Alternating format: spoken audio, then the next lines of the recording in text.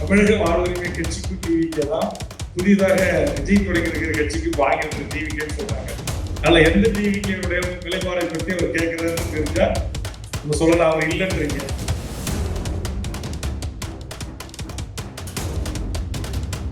இன்றைக்கு என்னுடைய முகநூல் பக்கங்களை தொடர்ந்து பின்பற்றக்கூடிய புலம்பெயர்ந்த உறவுகள் அனைவருக்கும் தெரியும், ஒவ்வொரு நாளும் தமிழக வாழ்வுரிமை கட்சியில்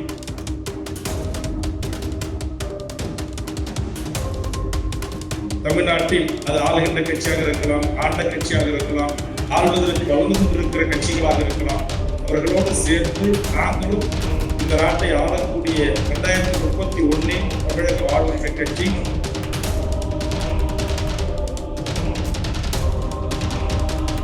அதில் உங்களுடைய உழைப்பு, உங்களுடைய திறமை, உங்களுடைய கூடுதல் நேர பணி, இந்த அடிப்படையில் தான் இந்த நாட்டு அரசாங்கம் உங்களுக்கு சம்பளம் வழங்குகிறது.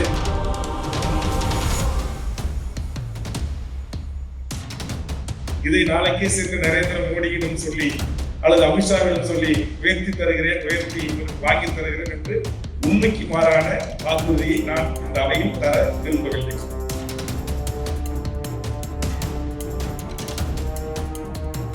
ஒரு நாட்டில் வாழக்கூடிய அனைத்து மக்களுக்கும் சமூக நீதி சமமாக கிடைக்க வேண்டும் என்று சொன்னால் அதற்கு ஒற்றை தீர்வு சாதிவாரி கணக்கெடுப்பு. அந்த சாதிவாரி கணக்கெடுப்பு நடத்துகின்ற போது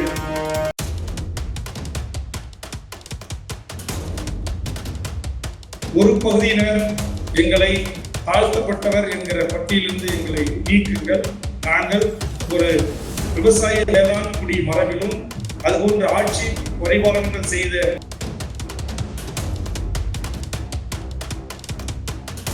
புரட்சியாளர் அம்பேத்கர் அவர்கள் உருவாக்கி தந்த அரசியல் சாசன சட்டத்தின் அடிப்படையில் ஆண்டாண்டு காலமாக கல்வி, வேலைவாய்ப்பு மறுக்கப்பட்ட அந்த சமூகங்களுக்கு சமநீதி கிடைக்க வேண்டும் என்று சொன்னால்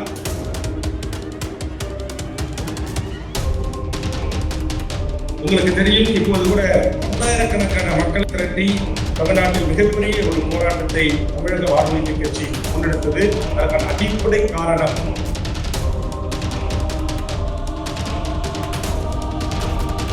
நான் இன்றைக்கு இந்த மேடையில் பேசுவதற்கும் உட்கார்ந்து பேசுவதற்கும் மேடையிலே இருக்கிற முன்பு பேசிய விடுதலை சிறுத்தைகளாக இருந்தாலும், அதிமுக இருந்தாலும், திமுக இருந்தாலும், இங்க இருக்கிற மனிதநேய ஜனநாயக கட்சியாக இருந்தாலும், தேமுதிக இருந்தாலும்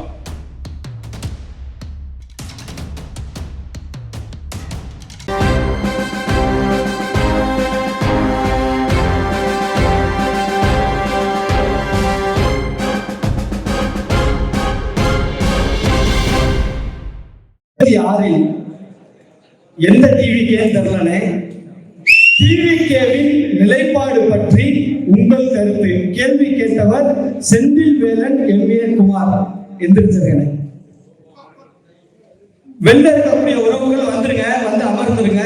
வெளில இருக்கக்கூடிய தமிழக வாழ்வுரிமை உறவுகள் அழைச்சிருந்துருங்க. உள்ள நீங்களும் அமர்ந்துருங்க. நீங்க சொன்ன மாதிரி தமிழக வாழ்வுரிமை கட்சிக்கும் டிவிக்கே தான் புதிதாக விஜய் தொடங்கியிருக்கிற கட்சிக்கு வாங்கியிருக்கிற டிவிக்கேன்னு சொல்றாங்க. அதனால எந்த டிவிக்கையுடைய நிலைப்பாடை பற்றி அவர் கேட்கிறாருன்னு தெரிஞ்சா நம்ம சொல்லலாம், அவர் இல்லைன்றீங்க. சரி, அடுத்த கேள்வி போங்க. அடுத்த கேள்வினே, நாங்கள் பெண்கள் குவைத் நாட்டிலிருந்து ஓட்டுரிமை எங்களுக்கு தேவை செய்து தர வேண்டும் என்று பணிவுடன் கேட்டுக்கொள்கிறோம். மணிமேகலை லட்சுமினே. மகிழ்ச்சி. இது தமிழ்நாட்டிலிருந்து உலகம் முழுவதும் வாழ்கின்ற நம்முடைய தாய் தமிழ் உறவுகளின் கோரிக்கையாக இருக்கிறது.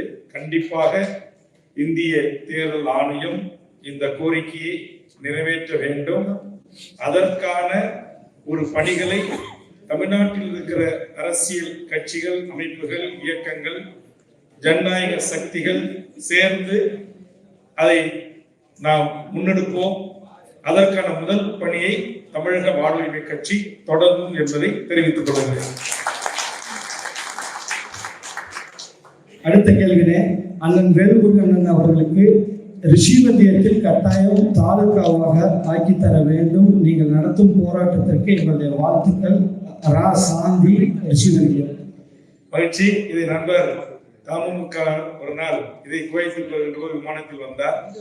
வந்து என் அருகில் அமர்ந்து, இப்படி நீண்ட நாள் ஒரு பிரச்சனை இருக்கிறது, இந்த பிரச்சனையை நீங்கள் சட்டமன்றத்தில் எழுப்ப வேண்டும் என்று கேட்டார். அதற்கு பிறகு குவைத் நிகழ்ச்சியிலையும் நான் கலந்து கொண்ட போது அதை என்னிடத்தில் வலியுறுத்தினார். அதை கவனஈர்ப்பு தீர்மானமாகவும் சிறப்பு கவனஈர்ப்பு தீர்மானமாகவும் அதை எடுத்து விவாதிக்க வேண்டும் என்று முறையிட்டேன். ஆனால் அதற்கான வாய்ப்புகள் அந்த தீர்மானத்தில் பேசுவதற்கு இல்லை என்ற போதும் வேறு விதமான வாய்ப்பு கிடைத்த போது அதை மிகச் சரியாக பயன்படுத்தி அந்த போராட்ட குழு அந்த மாவட்டத்துடைய மக்களின் கோரிக்கை என்ன என்பதை முழுவதுமாக உள்வாங்கி மாண்புமிகு தமிழக முதலமைச்சர், அமைச்சர் பெருமக்கள் உள்ளிட்டவர்களின் கவனத்தை ஈர்த்து தமிழக சட்டமன்ற வரலாற்றில் இந்த கோரிக்கை ஒரு அதிகாரப்பூர்வமான ஒரு கோரிக்கையாக என்னால் மாற்றப்பட்டிருக்கிறது. நிச்சயம் இன்றைக்கு இல்லை என்றாலும் என்றைக்காவது ஒரு நாள் அந்த கோரிக்கை இந்த முதல் கேள்வியின் தொடக்கமாக அமைந்திருக்கின்ற இந்த தனி தாலுகா, அந்த மிக பின்தங்கிய மாவட்டத்துடைய வளர்ச்சி ஆகியவை உள்ளடங்கிய அந்த மக்கள், வியாபார பெருமக்கள், விவசாய பெருமக்கள், மிக மிக பின்தங்கிய அந்த மாவட்டத்தில் வாழ்கின்ற அனைத்து மக்களின் கோரிக்கை நிறைவேறுவதற்கான ஒரு பணியை நான் தொடங்கி இருக்கிறேன். நிச்சயம் அந்த கோரிக்கை எதிர்காலத்தில் நிறைவேறும். 2026 தமிழக வாழ்வுரிமை இயக்கம் மேலும் முன்னேற வேண்டும். முன்னேறும் பாதை எப்படி இருக்கின்றது? அந்த முன்னேற்றத்திற்கு எங்களுடைய வாக்கு உங்களுக்கு செலுத்த அந்த வாக்கையை பெற்றுத்தாருங்கள். விக்னேஷ், விழுப்புரம். தமிழக வாழ்வுரிமை கட்சி உண்மையிலேயே நான் கடந்த ஆண்டு குவைத் மண்ணிற்கு வருகை தந்த போதும் நம்முடைய நெல்லை மரக்காயர் அவர்கள் அழைப்பை ஏற்று ஒரு சில ஆண்டுகளுக்கு முன்பு வருகை தந்த போதும் என்னுடைய முகநூல் பக்கம் தமிழக வாழ்வுரிமை கட்சிக்கு என்று தனியான யூடியூப் சேனல்கள் பெருமளவில் இல்லை, வார பத்திரிகைகள் இல்லை, தினசரிகள் இல்லை, மிகப்பெரிய வலுமிக்க ஊடகங்களில் எங்களுக்கான முக்கியத்துவம் இல்லை. ஆனால் இன்றைக்கு என்னுடைய முகநூல் பக்கங்களை தொடர்ந்து பின்பற்றக்கூடிய புலம்பெயர்ந்த உறவுகள் அனைவருக்கும் தெரியும். ஒவ்வொரு நாளும் தமிழக வாழ்வுரிமை கட்சியில் ஒரு 100 பேரில் தொடங்கி பல்லாயிரக்கணக்கான தாய் தமிழ் உறவுகள் என்று சொல்லக்கூடிய அளவில் வாய்ப்பு கிடைக்கின்ற நாட்களை எல்லாம் தொடர்ந்து தமிழக வாழ்வுரிமை கட்சியில் பல்லாயிரக்கணக்கான தமிழ்நாட்டு உறவுகள் இணைந்த வண்ணம் இருக்கிறார்கள். நிச்சயம் தமிழக வாழ்வுரிமை கட்சி ஒரு வளர்ந்து வருகின்ற தமிழ்நாட்டின் ஒரு அரசியல் இயக்கமாக இருக்கிறது. எதிர்காலத்தில் நாங்கள் தனித்து நின்றுதான் ஆட்சியை பிடிப்போம் என்று சொல்லலாம் நான் முன்வரவில்லை. ஆனால் ஒத்த கருத்துள்ள ஜனநாயக சக்திகளோடு இணைந்து தமிழ்நாட்டில் அது ஆளுகின்ற கட்சியாக இருக்கலாம், ஆண்ட கட்சியாக இருக்கலாம், ஆள்வதற்கு வளர்ந்து கொண்டிருக்கிற கட்சிகளாக இருக்கலாம், அவர்களோடு சேர்ந்து நாங்களும் இந்த நாட்டை ஆளக்கூடிய 2031 தமிழக வாழ்வுரிமை கட்சி ஒரு தமிழ்நாட்டின் கூட்டணி மந்திரி சபையில் இடம்பெறக்கூடிய வளர்ச்சியை நோக்கி வளரும் என்ற அசைக்காத நம்பிக்கையை நாங்கள் பயணித்துக் கொண்டிருக்கிறோம். ஒரு கோரிக்கை வச்சிருக்காங்க. குவைத்தில் இப்ப இருக்கக்கூடிய பொருளாதார சூழலில் மிக குறைந்த சம்பளம் எங்களுக்கு போதுமானதாக இல்லை. அந்த சம்பளத்தை எங்களுக்கு ஒரு கூடுதல் சம்பளமாக இந்திய அரசு மூலியமாக அதை செய்ய வேண்டும் என்று கோரிக்கை வச்சிருக்காங்க. முதலில் இந்த குவைத் அரசுக்கும் இந்த குவைத்தினுடைய மன்னருக்கும் உலகம் முழுவதும் வாழ்கின்ற 12 கோடி மக்களின் சார்பாக என் நெஞ்சார்ந்த நன்றியை அவர்களுக்கு குறித்தாக்குகிறேன். கடல் தாண்டி வந்து உங்களுடைய உழைப்பை செலுத்தி, உங்கள் உதிரத்தை செலுத்தி, உங்கள் கடுமையான உழைப்பின் காரணமாக சுயமரியாதையோடு தன்மானத்தோடு தங்கள் வாழ்க்கையை நகர்த்துவதற்கு, தங்களுடைய குடும்பம் நேர்மையான முறையில் நம்முடைய தாய் மண்ணில் வாழ்வதற்கான அந்த வாய்ப்பை உருவாக்கி தந்திருக்கிற இந்த நாட்டு அரசாங்கத்திற்கு நாம் கடமைப்பட்டிருக்கிறோம். பிரிதொரு நாட்டு அரசாங்கத்தினுடைய சம்பளம் அரசு பணிகளிலோ தனியார் துறைகளிலோ நாம் பிரிதொரு நாடு இதற்காக ஏற்கனவே கடந்த காலங்களில் ஏதாவது ஒப்பந்தங்கள் கையொப்பமிட்டு பரஸ்பரம் அப்படி ஒரு குறைந்தபட்ச ஊதியத்தில் நிர்ணயம் செய்யப்பட்டிருந்தால் அதை நடைமுறைப்படுத்தவில்லை என்றால் அதை நம்முடைய தூதர்கள் மூலமாக, நம்முடைய அரசு வெளியுறவுத்துறை செயலாளர், வெளியுறவுத்துறை அமைச்சரின் மூலமாக அதை நாம் ஒரு இன்சிஸ்ட் செய்யலாம், அதாவது அதற்கான ஒரு அழுத்தத்தை தரலாம். அது இல்லாத பட்சத்தில் இந்த நாட்டு அரசாங்கத்தின், அதுவும் குறிப்பா இஸ்லாமிய நாடுகளின் சட்ட திட்டங்களில் இந்திய அரசோ அல்லது இந்திய அரசின் சட்டங்களோ அதற்கு ஏற்று இசைவாக இருக்காது என்பது என்னுடைய கருத்து. அதனால் உங்களுடைய உழைப்பு, உங்களுடைய திறமை, உங்களுடைய கூடுதல் நேர பணி, இந்த அடிப்படையில் தான் இந்த நாட்டு அரசாங்கம் உங்களுக்கு சம்பளம் வழங்குகிறது. இதை நாளைக்கே சென்று நரேந்திர மோடியிடம் சொல்லி அல்லது அமித்ஷாவிடம் சொல்லி உயர்த்தி தருகிறேன், உயர்த்தி உங்களுக்கு வாங்கி தருகிறேன் என்று உண்மைக்கு மாறான வாக்குறுதியை நான் இந்த அவையில் தர விரும்பவில்லை. வளைகுடாவில் அதிகமாக வாழக்கூடிய, அதாவது இந்தியாவிலிருந்து வந்து வசிக்கக்கூடிய இஸ்லாமியர்கள், இது எல்லாத்தையும் தாண்டி இஸ்லாமியர்களாக இருந்தாலும் அண்ணனை ஏற்று நிற்கின்றோம்.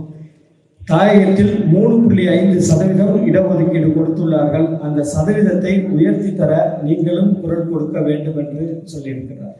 கண்டிப்பாக என்னை பொறுத்தவரையில் ஒவ்வொரு சாதிக்குமாக இங்கு இடஒதுக்கீடு கேட்பதை காட்டிலும், அல்லது ஒவ்வொரு மதத்திற்கும் இடஒதுக்கீடை நாம் வெறும் வாயளவில் உயர்த்தி தாருங்கள் என்று கேட்பதை விட, சமூக நீதி, இங்கே திராவிட இயக்கத்தின் முன்னோடிகள், திராவிட கழகத்தினுடைய முன்னோடிகள் பலர் அமர்ந்திருக்கிறார்கள்.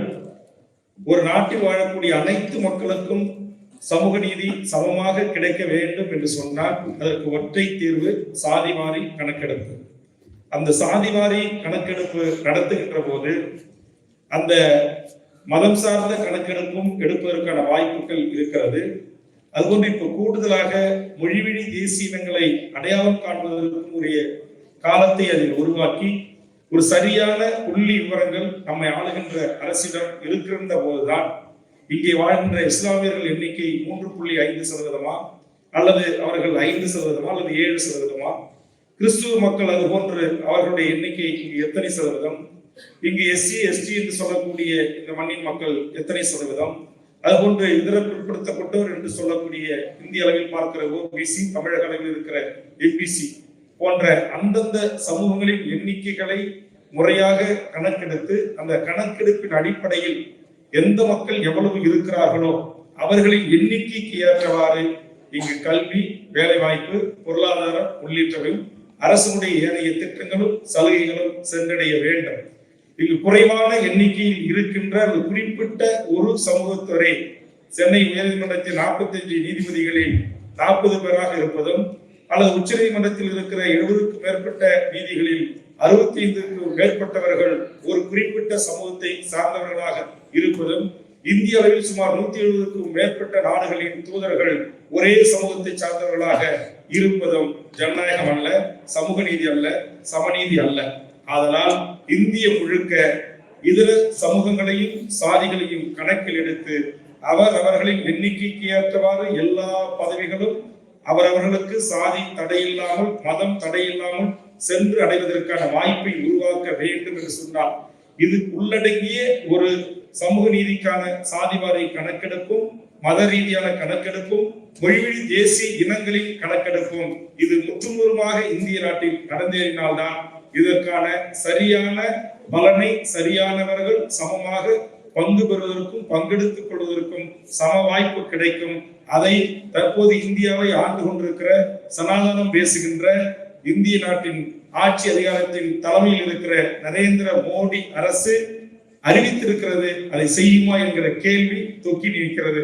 ஒருவேளை அப்படி செய்தால் நான் சொன்னது போல் இந்த எல்லா புள்ளி விவரங்கள் உள்ளடங்கிய ஒரு சாதிவாரி கணக்கெடுப்பாக அது அமைந்தால் நிச்சயம் சமூக நீதி கிடைக்கும். அதற்காகத்தான் நான் கூட்டணியில் இருந்தாலும் கூட தமிழ்நாட்டின் முதலமைச்சர் முத்துவேல் கருணாநிதி ஸ்டாலின் என்கிற அந்த தலைவரிடம் தொடர்ந்து சட்டமன்றத்தில் இப்படி இந்தியாவிற்கு வழிகாட்டியாக பீகார் எடுத்திருக்கிறது, தெலுங்கானா எடுத்திருக்கிறது. அது ஒரு கணக்கெடுப்பு என்கிற அடிப்படையில், ஒரு புள்ளி விவரம் கோரல் என்கிற அடிப்படையில் என்று இன்றைக்கு வெளியில் விவாதத்துக்கு நாம் எடுத்து வைத்தாலும் கூட அதிலே கூட அந்த சமூகங்களின் எண்ணிக்கையை கணக்கெடுப்பதற்கும் அந்த சமூகங்களின் பொருளாதாரத்தை கணக்கெடுப்பதற்கும் போதுமானதாக இருக்கிறது. உச்ச நீதிமன்றத்திலோ உயர் நீதிமன்றங்களிலோ அதற்கு தடை இல்லை. அதனால் இந்தியாவிற்கே வழிகாட்டியாக இருக்கிற தந்தை பெரியார், ஐயா ஆணைமுத்து, சமூக நீதி காவலர் கலைஞர், அதே போன்று சமூக நீதி காப்பதற்காக 69% இடஒதுக்கீட்டை இந்திய நாடாளுமன்றத்தில் இரு அவைகளிலும் சட்டமேற்றி பாதுகாத்த மறைந்த அம்மையார் ஜெயலலிதா இவர்கள் செய்த அந்த சமூக நீதி கோட்பாட்டை காப்பதற்கு அதன் தொடர்ச்சியாக நீட்சியாக சமூக நீதி அரசு திராவிட முன்னேற்ற கணக்கெடுப்பை நடத்த வேண்டும் என்கிற என் கருத்தை இதற்காகத்தான் நான் தொடர்ந்து வலியுறுத்தி வருகிறேன். தொடர்ந்து போராட்டங்களை முன்னெடுத்து வருகிறேன். ஒற்றை தீர்வு, சாதிவாரி கணக்கெடுப்பு, அதனுடன் கூடிய அந்தந்த மக்களின் சமூக பொருளாதார வேலைவாய்ப்பு உள்ளிட்ட விவரங்களுடன் கூடிய துல்லியமான கணக்கெடுப்பு ஒன்றே இதற்கான தீர்வாக அமையும். நன்றி. அதை ஒட்டிய கேள்விதானே, தேவேந்திர குல வேளாளர் சமுதாய மக்களை எஸ்சி பட்டியலை விட்டு வெளியேற்றிய மத்திய மாநில அரசுக்கு கோரிக்கை வைக்குமாறு மரியாதைக்குரிய வேல்முருகன் அவர்களிடம் கேட்டுக்கொள்கிறோம். கலைமணி ராஜா. தமிழ் சமூகத்தின் மிகப்பெரிய ஒரு ஆலை குடியான தமிழர் மரபு தேவேந்திர குல வேளாளர் என்று சொல்லக்கூடிய சமூகம். அந்த சமூகத்தில் ஒரு பகுதியினர் எங்களை தாழ்த்தப்பட்டவர் என்கிற பட்டியலிருந்து எங்களை நீக்குங்கள், நாங்கள் ஒரு விவசாய வேளாண் குடி மரபிலும் அதுபோன்ற ஆட்சி பரிபாலனங்கள் செய்த மரபிலும் வந்தவர்கள் என்கிற கருத்தும், இன்னொரு பிரிவினர் புரட்சியாளர் அம்பேத்கர் அவர்கள் உருவாக்கி தந்த அரசியல் சாசன சட்டத்தின் அடிப்படையில் ஆண்டாண்டு காலமாக கல்வி வேலைவாய்ப்பு மறுக்கப்பட்ட அந்த சமூகங்களுக்கு சமநீதி கிடைக்க வேண்டும் என்று சொன்னால் அவர்கள் மேலே பெரிய சமூகம் அல்லது உயர்ந்த சமூகம், நாங்கள் மேலானவர்கள் என்று சொல்லக்கூடியவர்கள் இன்றைக்கு எந்த நிலையில் அரசு அதிகாரங்களை கைப்பற்றி வாழ்கிறார்களோ அந்த நிலை வருகின்ற வரையிலும் இந்த இடஒதுக்கீடு தொடரும் என்கிற பார்வையில் அது தொடர வேண்டும் என்று இரு வேறு கருத்துக்கள் அந்த சமூகத்தில் தோன்றிய தலைவர்கள் மத்தியில் இருக்கிற காரணத்தினால் நான் எல்லா கட்சிகளிலிருந்து மாறுபட்டு ஒரு கருத்தை முன்வைத்தேன். முதலில் இந்த கருத்தை முன்வைப்பதற்கு முன்பாக அந்த சமூகத்திடம் ஒரு பொது வாக்கெடுப்பை நடத்தி அந்த சமூகங்கள் பெரும்பான்மையாக பட்டியல் வெளியேற்றத்தை விரும்புகிறார்களா அல்லது நாங்கள் அவர்கள் குறிப்பிடுகின்ற தமிழ் மரபில் தோன்றிய அந்த தேவேந்திர குல வேளாளர்கள் என்கிற சமூகம் அரசியல் சட்டத்தில் இன்றைக்கு தாழ்த்தப்பட்டவர்கள் என்கிற எஸ்சி பட்டியல் இருப்பதன் ஊடாக ஆண்டாண்டு காலமாக ஒதுக்கப்பட்ட மிதிக்கப்பட்டு கல்வி வேலைவாய்ப்பு பொருளாதாரத்தில் நலிந்திருந்த அந்த சமூகம் இன்றைக்கு புரட்சியாளர் அம்பேத்கர் அவர்கள் வகுத்தளித்த அரசியல் சாசன சட்டத்தில் வழங்கப்பட்டிருக்கிற உரிமையின் அடிப்படையில் ஐஏஎஸ்-ஆக நீதிபதியாக சமூகத்தின் மிக உயர்ந்த பதவிகளை பின்பற்றி வருவதை ஏற்றுக்கொள்கிறார்களா இல்லையா என்பதை குறித்து ஒரு பொது வாக்கெடுப்பின் ஊடாகத்தான் இதற்கு ஒரு தீர்வு எட்டப்பட வேண்டும் என்கிற வேறு எந்த ஒரு அரசியல் கட்சியும் சொல்லாத ஒரு கருத்தை நான் சொல்லியிருக்கிறேன். அந்த சமூகத்தின் பெரும்பான்மை மக்களின் ஓட்டெடுப்போடு அல்லது பங்களிப்போடு அவர்கள் கருத்தை அறிந்து அதற்கான ஒரு முடிவு எட்டப்பட வேண்டும் என்பது தமிழக வாழ்வுரிமை கட்சியின் கருத்து நிலைப்பாடு. நன்றி. ஏற்கனவே கோயில்ல நாம் முன்னெடுத்த கையெழுத்து இயக்கமே அரசாங்க வேலை பார்க்க விரும்பும் மாணவர்களுக்கு கோயிலிருந்து தேர்வு எழுத மிகவும் பணிவுடன் கேட்டுக்கொள்கிறோம். தேர்வு கண்டிப்பா உங்களுக்கு தெரியும், இப்போது கூட பல்லாயிரக்கணக்கான மக்களை திரட்டி தமிழ்நாட்டில் மிகப்பெரிய ஒரு போராட்டத்தை தமிழக வாழ்வுரிமை கட்சி முன்னெடுத்தது. அதற்கான அடிப்படை காரணம், இங்கே வந்திருக்கிற அத்தனை உறவுகளும் நம்முடைய தாயக மண்ணில் ஏதோ ஒரு பள்ளியில், ஒரு கல்லூரியில், ஒரு பாலிடெக்னிக்கில், ஒரு ஐடியில் என்று சொல்லக்கூடிய ஒரு குறைந்தபட்ச கல்வியை கற்றவர்கள் தான். ஆனால் தங்கள் சொந்த மண்ணில் வேலை வாய்ப்பு, தனியார் துறை, அதுபோன்ற அரசு துறைகள் கிடைக்கப்பெறாத காரணத்தின் அடிப்படையில் இங்கு வந்து இந்த பாலைவனத்தில் இப்போது கூட நான் இடைவெளியில் ஒரு 5 நிமிடம் நான் கழிவறைக்கு செல்லலாம் என்று சென்று திரும்ப வருவதற்குள் அனல் காற்று வீசுகிறது. அந்த அனல் காற்று வீசி முடிந்து இப்போது இயற்கை உங்களுக்கு சாதகமான ஒரு சூழல் டிசம்பர் வரையில் தொடர்கிற இந்த தருணத்திலே இவ்வளவு அனல் காற்று வீசுகிறது என்று சொன்னால் உண்மையான இந்த அனல் காற்றில் இந்த புழுதி பாலைவன மண் பறக்கின்ற போது இங்கே அமர்ந்திருக்கின்ற உறவுகள் எவ்வளவு பெரிய துன்பத்தோடு வேதனையோடு அதற்கு முகம் கொடுத்து ஈடு கொடுத்து ஒரு நேர்மையான வழியில் பணம் சம்பாதிக்க வேண்டும், தன் உழைப்பை செலுத்தி என்று நீங்கள் இங்கு வந்து பணி செய்ய வேண்டிய அவசியம் எதனால் ஏற்படுகிறது என்று சொன்னால் நம்மை ஆளுகின்ற ஒன்றிய மாநில அரசுகள் அந்தந்த மாநிலத்தில் என்னுடைய பார்வை மிக தெளிவானது. நீங்கள் கேரளா மாநிலத்தில் இருக்கிற அரசு பதவிகள் 100% கேரள மலையாளிகளுக்கே தாருங்கள். பீகாருடைய வேலையை 100% பீகாருக்கே தாருங்கள். வேலையை 100% உத்தரப்பிரதேசிக்கே கொடுங்க, வேண்டாங்கள். ஒன்றிய அரசு பதவிகளிலே இந்திய பணிகளை செய்கின்றவர்கள் மாறுதலுக்காக ஒரு 10% இந்திய முழுக்க எடுத்துக் கொள்ளுங்கள். மீதி 90% அந்தந்த மாநில மக்களுக்கு நீங்கள் கொடுங்க. டெல்லிக்காரனுக்கு டெல்லி வேலையை கொடுங்க, பீகார்காரனுக்கு பீகார் வேலையை கொடுங்க, உத்தரப்பிரதேசத்துக்கு உத்தரப்பிரதேச வேலையை கொடுங்க. ஆனால் இங்க என்ன நடைபெறுகிறது என்று சொன்னால் எமது உறவுகளாகிய நீங்கள் அண்டா அளவு வச்சு மெடிக்கல் செக்கப்ல எத்தனையோ அங்க மெடிக்கல் நிறுவனங்கிட்ட ஏமாந்து இல்ல 2 முறை பணத்தை கட்டி நீங்க வந்து நீங்க கஷ்டப்பட்டு உழைச்சு நீங்க சம்பாதிச்சு நீங்க வீட்டுக்கு தொகை அனுப்புறீங்க. ஆனா இன்னைக்கு என்ன தமிழ்நாட்டுல நிலைமை அப்படின்னு சொன்னா, ஒன்றிய அரசு பதவிகளை 99.9% திட்டமிட்டு வட இந்தியர்களை இறக்குமதி செய்கிறார்கள். இன்னைக்கு நம்முடைய நுங்கம்பாக்கத்தில் இருக்கிற ஆயக்கர் வருமான வரித்துறையில 1200 வருவாய் ஆய்வாளர் எடுக்கிறாங்கன்னா 1200 பேர் 5 மாநிலத்தை சேர்ந்த இந்திய தாய்மொழியா பண்றாங்க. சென்னையில் இருக்கிற விமான நிலையத்துல உங்களுக்கு தெரியும், ஒரு காலத்துல தமிழ்நாடு போலீஸ் இருந்தா தூக்கி வெளியே போட்டு சிஎஸ்எஃப் கொண்டு வந்துட்டான். நீ ஹிந்தி பேசுறன்னா நீ ஹிந்தினே இல்ல வெளியே போடான்றான். அதுக்கு சாட்சி நாட்டுடைய முதலமைச்சராக இருந்த முத்தமிழறிஞர் கலைஞருடைய அன்பு மகள் கனிமொழியே சாட்சி. ஆக இந்த அடாவடி அட்டூழியங்கள் இன்றைக்கு இங்க ஏற்கனவே பேசிய விடுதலை சிறுத்தைகளின் தோழர்கள் குறிப்பிட்டது போல் நான் பிறந்த என்எல்சியிலே தொடர்கிறது, திருச்சி பெல்லிலே தொடர்கிறது, வேலூர் வெடிமருந்து தொழிற்சாலையிலே தொடர்கிறது, சென்னை கப்பல் துறைமுகத்திலே தொடர்கிறது, பெரம்பூர் ரயில்பட்டி தொழிற்சாலையிலே தொடர்கிறது, திருச்சி சென்னிமலையிலே அப்ரண்டிஸ் பணிக்கு வந்தவர்கள் ஒரே தொடர்பில் வந்து 5000 பேரும் அந்த பணியை பெற்றார்கள். அதற்கு பிறகு நான் அதை முற்றுகையிட்டு போராட்டம் செய்து மாற்றி அந்தந்த மாவட்ட அலுவலகங்களில் பதிவு செய்தவர்களை தமிழர்கள் எடுக்கலாம் என்கிற ஒரு ஒப்பந்தத்தை நாங்கள் மாற்றினோம். ஆக இதையெல்லாம் இன்றைக்கு நடைபெறுகிறது. இதையெல்லாம் முறைப்படுத்தினாலே அகில இந்திய பதவிகளையும் தமிழ்நாட்டின் பதவிகளையும் இப்படித்த இளைஞர்களுக்கு அவரவர்களுடைய இடஒதுக்கீட்டின் அடிப்படையில் சாதிவாரி கணக்கெடுப்பை நடத்தி லஞ்சம், லாவண்யம், ஊழல் இது எல்லாம் இல்லாம வழங்கினாலே உங்களுடைய பெரும் துயரம் குறையும். மண்ணின் மகன் மண்ணிலே உங்கள் தாயோடு தந்தையோடு உங்கள் உறவுகளோடு நீங்கள் பெற்று வளர்த்து ஆளாக்கிய பிள்ளை செல்வங்களோடு உறவாடி மகிழ்ந்து அரசு பணிகளையும் தனியார் பெரும் நிறுவனங்களிலும் பணி செய்வதற்கான வாய்ப்புகளையும் சூழல்களையும் ஏற்படுத்தி தர வேண்டும் என்பதுதான். அதற்காகத்தான் தொடர்ந்து என்னுடைய போராட்டங்கள் தமிழக வேலை தமிழருக்கு என்கிற மிகப்பெரிய முழக்கத்தை முன்வைத்திருக்கிறார். நான் எந்த ஒரு மாநிலத்திற்கும் எதிராக அல்ல. நீங்களே கூட கேட்கலாம், இப்ப தமிழக வேலை தமிழக குவைத்து வேலை குவைத்துக்கே அப்படின்னு நாளைக்கு சொன்னாங்க, நாங்க என்ன செய்யறது அப்படின்னு சொல்லி. ஆனா அவர்கள் விரும்பி உங்களை அழைத்து இந்த பணிகளை நீங்கள் செய்யுங்கள் என்று கொடுக்கிறார்கள். அங்கே நம் மீது விரும்பாமலே இந்தி திணிப்பது போல் இந்திக்காரர்களை திணித்துக் கொண்டிருக்கிறார்கள். இன்னைக்கு வால்மார்ட்ல இருந்து ரிலையன்ஸ் வந்து கீரைக்கட்டு ஆயா வந்து வாழைப்பூ வாயில வந்து வாழைப்பதிலிருந்து அவர்கள் வந்து அமர்ந்து விட்டார்கள். இந்த தொழிற்சாலை தொடங்கப்படவில்லை. நாம் நம்முடைய கை கால்களை நம்பிதான் நம்முடைய மாநிலம் இருந்தது. சமீப காலமாக தமிழர்கள் சோம்பேறிகள், தமிழர்கள் வேலை செய்ய வர மறுக்கிறார்கள். அதனால் நாங்கள் வட இந்தியர்களை இறக்குமதி செய்கிறோம் என்கிற பெயரில் தமிழ்நாட்டுடைய பண்பாடு, கலை, கலாச்சாரம், நாகரிகம், தொன்மை, வரலாறு, இலக்கிய, இலக்கணம் அத்தனையும் இன்றைக்கு பாழ்பட்டுக் கொண்டிருக்கிறது. நான் வருவதற்கு முதல் நாள் தமிழ்நாடு காவல்துறையை ஓட விட்டு அடிக்கிறான், கேட்பதற்கு நாதி இல்லை. திண்டுக்கல்லில் ஒரு தமிழ் படுகொலை செய்யப்படுகிறான், கேட்பதற்கு நாதி இல்லை. ஆக இந்த நிலை கூடாது. எந்த ஒரு பிரிதொரு மொழிவழி தேசிய இனத்தின் மீதும் என்றைக்கு இந்தியாவில் மொழிவழி தேசிய இனங்கள் பிரிக்கப்பட்டதோ, மொழிவழி மாநிலங்கள் பிரிக்கப்பட்ட போதோ, எந்த நோக்கத்திற்காக பிரிக்கப்பட்டதோ அந்த நோக்கம் நிறைவேற்றப்படாமல் பிரிதொரு தேசிய இனம் இன்னொரு பிரிதொரு தேசிய இனத்தின் மீது ஆதிக்கம் செலுத்துவதைத்தான் தமிழக வாழ்வுரிமை கட்சி எதிர்க்கிறது. தவிர நாம் இங்கு வந்து கூலியாக, உழைப்பாளியாக, ஓட்டுநராக செய்வது போல் பிரிதொரு தேசத்திலிருந்து இங்கு வந்து நம்முடைய மண்ணில் உழைக்கின்ற அந்த சாதாரண உழைக்கும் தொழிலாளியை நாங்கள் எதிர்க்கவில்லை.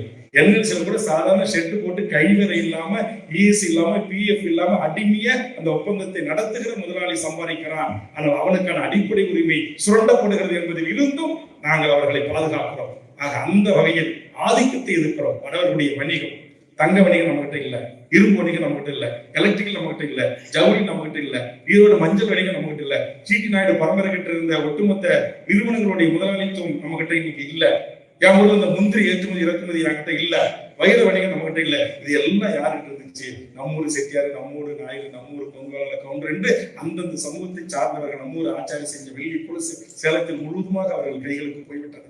சென்னையில் இருக்கிற ஒரே ஒரு மால், நீங்கள் விடுமுறைகள் 15 நாள் 20 நாட்கள் வந்து தங்கி உங்கள் குடும்பத்தோடு சுற்றி பார்ப்பதற்கோ அல்லது விலையுயர்ந்த பொருட்களை வாங்குவதற்கோ செல்கின்ற போரமாக இருந்து நீங்க இருக்கிற அத்தனை ஐடெக்ஸ் திரையரங்கத்தில் இருந்து சத்தியம் காம்பஸ் ஒன்று கூட இந்த மண்ணின் படையினர்களுடைய தமிழ் மக்களுக்கு இல்லை.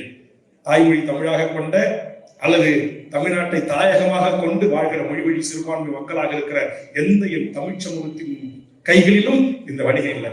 ஒரு காலத்துல மண்ணடி எடுத்துக்கிட்டா இன்னைக்கு இஸ்லாமியர்களுக்கு தான் இரும்பு வணிகம் இருக்கும்.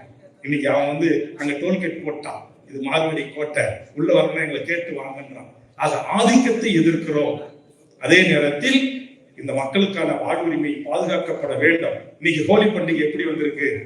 விநாயகர் சதுர்த்தி நானும் எங்க ஊர்ல 30 வயசு சின்ன வயசுல பாஞ்சா இருக்கு. எங்க அம்மா ஒரு பசுமாட்டு சாணியை எடுத்து குடிச்சு அருகம்புல்ல வச்சு அப்படியே ஒரு சாமி கும்பிட்டு தூக்கி குளத்திலே கேணிலே போட்டுருவாங்க. இன்னைக்கு விநாயகர் ஊர்வலம் என்கிற பெயரில், அதுவும் குறிப்பா இஸ்லாமியர்கள் இருக்கின்ற அவர்கள் பள்ளிவாசல்கள் மசூதிகள் வழியாக சென்று ஒரு மத நல்லிணக்கத்திற்கு கேடு விளைவிக்கிற பண்பாட்டை என் தமிழ் சமூகத்தின் மீது திணிக்கிற ஆதிக்கத்தை வேல்முருகனும் தமிழக வாழ்வுரிமை கட்சியும் எதிர்க்கிறது. அதனால் புலம்பெயர்ந்து வாழ்கின்ற என் உறவுகளாகிய நீங்கள் உங்கள் கல்விக்கு ஏற்ற வேலையை புலம்பெயர்ந்த நாடுகளில் செய்வதில்லை. அதை தருகின்ற நாடுகளுக்கு நன்றி சொல்கிறோம். பாதுகாப்பாக உங்களை பாதுகாப்பாக வைத்துக் கொள்கிற அரசாங்கத்துக்கு நன்றி சொல்கிறோம். ஆனால் எங்கள் அரசாங்கத்திடம் எங்கள் இளைஞர்களுக்கு எங்கள் மண்ணில் வேலைதாரங்கள் என்பதுதான் எம் கட்சியினுடைய பிரதான இயக்கம். தமிழ் தேசிய தலைவர்கள் ஒருங்கிணைந்து தமிழ் தேசிய கூட்டணி அமைய வாய்ப்பு உள்ளதா? அதாவது இங்க திராவிடம் தமிழ் தேசியம் இதை ரெண்டையும் எதிரும் புதிருமாக நிறுத்துகின்ற இந்த அடிப்படை புரிதல் இல்லாத அரசியலை முதலில் நாம் தெரிந்து கொள்ள வேண்டும். நான் இன்றைக்கு இந்த மேடையில பேசுறதுக்கும் சித்தார்த்து பேசுவதற்கும் மேடையிலே வீற்றிருக்கிற இதற்கு முன்பு பேசிய விடுதலை சிறுத்தைகளாக இருந்தாலும் அதிமுக இருந்தாலும் திமுக இருந்தாலும் இங்க இருக்கிற மனிதநேய ஜனநாயக கட்சியாக இருந்தாலும் தேமுதிக இருந்தாலும் நாம் எல்லாம் இன்றைக்கு ஒரு அரசியல் புரிதல் ஒரு அரசியல் தெளிவு பெற்று நாம் இந்த மண்ணில் இவ்வளவு தெளிவாக பிழைக்க வந்த இடத்தில் கூட நாம் அரசியல் பேசுகிறோமே. இதற்கு அடிப்படை நாதமாக இருந்தது திராவிட இயக்கங்கள். அதை மறுதளிக்கவே முடியாது. தந்தை பெரியார் அதுபோன்று இன்னைக்கு புரட்சியாளர் அம்பேத்கர் அவர்களை அவர் ஒரு மகாராஷ்டிரா என்று பேசுகின்ற தமிழ் தேசியம் அல்ல, தமிழக வாழ்வுரிமை கட்சி பேசுகிற தமிழ் தேசியம். சித்தார்த்தர் குறிப்பிட்டது போல் தந்தை பெரியாரை கர்நாடகத்தில் பிறந்து தமிழ்நாட்டில் வாழக்கூடிய தெலுங்கராக பார்க்கிற தமிழ் தேசியம் அல்ல. நாங்கள் எடுக்கிற தமிழ் தேசியம் என்பது தெளிவான தமிழ் தேசியம். தமிழ் மொழியை தாய்மொழியாக கொண்டவர்களும் தமிழ்நாட்டை தாயகமாக கொண்ட அத்தனை, அது உருது பேசுற முஸ்லீமா இருக்கலாம், உக்ரைக்கராக இருக்கலாம், தெலுங்கு பேசுற மக்களாக இருக்கலாம், இன்னும் தமிழ்நாட்டில் 100 ஆண்டு 200 ஆண்டு 300 ஆண்டு 500 ஆண்டாக இந்த மண்ணோடு கலந்து இரண்டர வாழுகின்ற அனைத்து உறவுகளுக்குமானதுதான் தமிழ் தேசியம். இதை பிளட் டெஸ்ட் எல்லாம் எடுத்து பரிசோதனை பண்ணி அதை ஒதுக்குற அந்த தமிழ் தேசியம் பேசின இன்னைக்கு உலகமயமாக்கப்பட்ட இந்த சூழலில் இது ரொம்ப பேராபத்தது. இங்க எங்க அண்ணன் 15,000 பேருக்கு சாப்பிடன்னு சிஓவா இருக்கிறாரு. நாளைக்கு குவைத்து ஷேக்கு அவருக்கு குவைத்து தேசிய பேச ஆரம்பிச்சா என்ன ஆகும்? இன்னைக்கு அமெரிக்காவில் பூரா தமிழர்கள் மிகப்பெரிய அலுவலகத்துல கோல் வச்சுறாங்க அமெரிக்கர்கள். ஆக இன்றைக்கு புவியியல் சார்ந்த உலகமே ஆக்கப்பட்ட இந்த சூழலில் இதை நாம் முதலில் புரிந்து கொள்ள வேண்டும். இன்னும் சொல்ல போனால் நான் இன்னைக்கு தோழர் தமிழரசனை தமிழக தேசிய தலைவர் பிரபாகரனை தலைவராக ஏற்றுக்கொண்டிருக்கிறேன் என்று சொன்னால் இந்த இருவரையும் அடைகாத்து இவர்கள் தமிழ் தேசிய வெளியில் பேசுவதற்கு வாய்ப்பை தந்தது. இன்றைக்கு பிரபாகரன் என்கிற அந்த தலைவர் மகத்தான விடுதலை புலிகள் இயக்கத்தை கட்டி எழுப்புவதற்கு ஒரு மலையாள தேசத்தில் பிறந்து இலங்கையை பூர்வீகமாக கொண்டு மலையாள மொழியாக கொண்டு இந்த மண்ணில் நடிக்க அது பிழைக்க வந்த புரட்சி தலைவர் எம்ஜிஆர் என்கிற அந்த மகத்தான தலைவன் அள்ளி கொடுத்த கோடிக்கணக்கான ரூபாய்தான் விடுதலை புலிகள் இயக்கம் உலகம் திரும்பி பார்க்கின்ற போராட்டத்தை நடத்துவதற்கு வாய்ப்பாக அமைந்தது. அதனால நாம் ஒரு தெளிவான ஒரு புரிதலோடு ஒரு பிறதொரு தேசிய இனங்கள் மீது வெறுப்பை உமிழாமல் இன்னைக்கு முத்துக்குமார் தொடங்கி 20 பேர் செத்துட்டாங்க 7 இனப்படுகொலைக்கு. அதுல 5 பேர் தாய்மொழி தெலுங்காக கொண்டவர்கள். தமிழ் வாழ்க, பிரபாகரன் வாழ்க, விடுதலை புலிகள் வாழ்க என்று முழக்கம் போட்டு தீக்குளித்து செத்து போனவர்கள். பெரம்பலூர் அரியலூர் மாவட்டத்திலே முதல் ஈழ இனப்படுகொலைக்கு தன் உயிர் தேக்குமரவரை தீக்கரை ஆக்கியவன் அப்துல் ரவ் என்கிற இஸ்லாமிய பச்சை தமிழர். ஆக இந்த புரிதல் இருக்கணும். இந்த புரிதல் இன்னைக்கு நிறைய பேர்கிட்ட இல்ல. ஏன் தூத்துக்குடி ஸ்டெர்லைட்ஸ்ல என்னை கைது செய்து கொண்டு போற காட்சியை பார்த்துட்டு என் கட்சியில தீவிர செயல்பாட்டாளர் சாகுல் போயிடலாம். பரங்கிப்பேட்டை சேர்ந்த ஒரு இஸ்லாமிய சகோதரர் அஸ்கர் அலி, எங்க வேல்முருகன் அவர் போராளி, நேர்மையானவர், நல்ல வேலை, லஞ்சம் வாங்க மாட்டார், பொய் சொல்ல மாட்டார், எந்த கெட்ட பழக்கத்தை ஆளாக அவரை இப்படி கைது பண்ணி சிறைப்படுத்துறாங்களே என்று தன் தேக்குமர உடலை தீயிட்டு குளித்துக் கொண்ட ஒரு இஸ்லாமிய உறவு. இந்த நூற்றாண்டிலும் தமிழையும் தமிழையும் நேசிக்கிறவனை பார்த்து நீ உருது பேசுற, நீ உருது முஸ்லிமாக இரு, நீ ஆனா தமிழன் என்று கேட்கிற இந்த கேள்வி அறவை கட்டத்தனமான கேள்வி. அதனால் இதை நான் எதிர்க்கிறேன். அதே மாதிரிதான் நீ வைகோ, நீ தெலுங்க, கோவை ராமகிருஷ்ணனை தெலுங்கு என்று சொல்லுகின்ற இந்த அரசியலை நான் எதிர்க்கிறேன். ஒரு வைகோவும் ஒரு கோவை ராமகிருஷ்ணனும் ஒரு கொளத்தூர் மணியும் தான் இங்கு களம் அமைத்தார்கள், தளம் அமைத்தார்கள். இந்த களம் அமைத்து தளம் அமைத்த இந்த தமிழ்நாட்டில் தான் ஒரு ஒடுக்கப்பட்ட மக்களின் தலைவனாக பிறந்து பல்லாயிரம் சிறுத்தைகளின் தாய் சிறுத்தியாக இருந்த எங்கள் அண்ணன் திருமாவளவன் என்கிற அந்த தலைவன் தான் தட்டி தூக்கி அத்தனை ஏரிகளிலும் இன்னைக்கு சேரி என்று சொல்லுகின்ற காலனி என்று சொல்லுகின்ற அத்தனை என் குடிசை வாழும் மக்களின் உள்ளங்களிலும் இந்த மகத்தான விடுதலை போராட்டத்தை தலைவரை கொண்டு சேர்த்த மகத்தான தமிழ்நாட்டில் பெரும்பான்மையான இஸ்லாமிய உறவுகள் விடுதலை புலிகள் மீது மாறுபட்ட கருத்து கொண்ட போது அவன் என் தமிழன் என்று தமிழ்நாடு மட்டுமல்ல உலகம் முழுவதும் பேசிய மகத்தான போராளிதான் பழனி பாபா என்கிற மகத்தான. இதையெல்லாம் நம்ம படிக்கணும், இதையெல்லாம் தெரிஞ்சுக்கணும். இதையெல்லாம் படிக்காம இதையெல்லாம் தெரிஞ்சுக்காம மலையாளி, தெலுங்கு, கன்னட என்று சொல்லுகின்ற தேசிய இனங்களை கூறு போட்டு பிரித்து அதன் ஊடாக ஒரு காலத்திலும் தமிழ் தேசியத்தை நாம் வெல்ல முடியாது என்கிற தெளிவான பார்வை எனக்கு இருக்கிற காரணத்தினால்தான் நான் தந்தை பெரியாரையும் புரட்சியாளரையும் தமிழரசனையும் இன்றைக்கு பிரபாகரனையும் ஏற்றுக்கொண்டு தமிழ் தேசிய அரசியலை முன்வைக்கிறேன். நான் வைக்கிற தமிழ் தேசிய அரசியல் என்பது அனைத்து உயிர்களுக்குமானது. நன்றி அருமை. தாங்கள் பாட்டாளி மக்கள் கட்சியிலிருந்து விலகி தனி கட்சியை ஆரம்பித்தது முதல் இன்று வரை ஏன் தனித்து போட்டி காணவில்லை? ஜியாவுல்லா அதிரே நண்பர் சமீப காலமாக என்னை பின்பற்றக்கூடியவர் என்று நினைக்கிறேன். தனியாக கட்சியை தொடங்கி ஒரு மாற்று அரசியலை உண்மையிலேயே சாதி இல்லாத, மதம் இல்லாத, லஞ்ச லாவண்யம் இல்லாத, ஊழல் இல்லாத, ஓட்டுக்கு பணம் கொடுக்காத ஒரு மாற்று அரசியலை முன்வைக்க வேண்டும் என்றுதான் பாட்டாளி மக்கள் கட்சியிலிருந்து என்னை வெளியேற்றிய பிறகு 2016ஆம் ஆண்டு நெய்வேலி தொகுதியில் தனித்து நான் போட்டியிட்டேன். அப்படி தனித்து நான் போட்டியிட்ட போது என்னுடைய உழைப்புக்கும் என்னுடைய நேர்மைக்கும் தமிழக மக்கள் கொடுத்த அங்கீகாரம் என்பது அன்றைக்கு தமிழ்நாட்டுடைய எதிர்கட்சி தலைவராக இருந்த மதிப்புமிகு கேப்டன் விஜயகாந்த் அவர்களும் போட்டியிட்டார், தோழர் தமிழிசை அவர்களும் போட்டியிட்டார்கள், சீமான் அவர்களும் போட்டியிட்டார்கள் கட்சியின் தலைவர்களாக. ஆனால் அவர்கள் யாரும் வைப்பு தொகையை பெற முடியவில்லை. நான் நேசித்த, நான் போராடிய அந்த மக்கள் என்னை வெற்றி பெற செய்ய வேண்டும் என்று நினைத்து வாக்களித்திருந்தாலும் கூட 32,000 சொச்ச வாக்கு, கிட்டத்தட்ட 30,000 வாக்கு போஸ்ட் ஓட்டு சேர்த்து ஒரே ஒரு அரசியல் கட்சி தலைவர் மட்டும்தான் 2016இல் வைப்பு தொகையை தனியாக நின்று பெற்றேன். அது வரலாறு, ஒரு பெருமையாக சொல்லிக் கொள்ளலாம். ஆனால் நான் வெற்றி பெற்று சட்டமன்றத்தில் என் குரல் ஒலிக்க வேண்டும், குரலற்ற மக்களின் குரல் ஒலிக்க வேண்டும் என்று சொன்னால் தமிழக வேலை தமிழருக்கே, தொழிலாளர்களுக்கு 8 மணி நேரத்தை 18 மணி நேரமாக மாற்றக்கூடாது என்கிற பிரச்சனை, ஸ்டெர்லைட், பரந்தூர் விமான நிலையம், தூத்துக்குடி பிரச்சனை என்று எல்லா தமிழ் சமூகத்தின் நீத்தேன் என்கிற எல்லா பிரச்சனைகளையும் சுங்கச்சாவடி வரையிலும் சட்டமன்றத்தில் என் குரல் ஒலிக்க வேண்டும் என்று சொன்னால் இன்னொரு 20,000 ஓட்டு இருக்கு. அது இன்னைக்கு தமிழ்நாட்டுல கடகோடி மேகப்பூர் என்று சொல்லக்கூடிய தேனி மாவட்டத்தின் கடகோடி மலை கிராமம் வரையிலும் இன்றைக்கு பூத் கமிட்டி போடக்கூடிய, பூத் ஏஜென்ட் உட்கார வைக்கக்கூடிய 20 அரசியல் கட்சிகள் தமிழ்நாட்டில் இருக்கிறது என்று சொன்னால் அது ஒன்று திராவிட முன்னேற்ற கழகம், இன்னொன்று அனைத்து இந்திய அண்ணா திராவிட முன்னேற்ற. ஆக இந்த 20 அரசியல் கட்சிகளோடு சேர்ந்தால்தான் வெற்றி பெற முடியும் என்கிற யதார்த்தத்தை நான் உணர்ந்த காரணத்தினால் தமிழ்நாட்டின் சம அளவிலான அரசியல் புவி சார்ந்த சூழலை உணர்ந்த காரணத்தினால்தான் நான் திமுக அல்லது அதிமுகவோடு சேர்ந்தால்தான் அவர்களோட 2 சீட்டு 5 சீட்டோ 10 சீட்டோ கொஞ்சம் கொஞ்சமா மேல வந்து அப்படி வருகின்ற எம்எல்ஏக்கள், நீங்க உங்களுக்கு தெரியும் 4 ஆண்டு காலம் என்னுடைய பணி. திமுக நண்பர்களுக்கே சில நேரம் என் மீது வருத்தம் இருக்கலாம். நான் எதற்கும் பயப்பட மாட்டேன், யாருக்கும் பயப்பட மாட்டேன். சட்டமன்றத்தில் என் மனதில் பட்டதை பட்டென்று எடுத்து கேள்வி கேட்கிறேன். அதன் மூலமாக தமிழ்நாட்டில் பல பிரச்சனைகளுக்கு தீர்வு கண்டிருக்கிறேன். அதற்கு பட்டியல் வாசிக்க வேண்டும் என்று சொன்னால் அது நீண்ட நேரம் ஆகும். அது நான் என்னுடைய தனிப்பட்ட பெருமை பேசுவதாக கூட ஆகிவிடலாம். என்னை கூட நிறைய பேர் தோல் செய்ய ஒத்த சீட்டு எம்எல்ஏ, ஒத்த சீட்டு முத்துப்பாண்டின்றாங்க.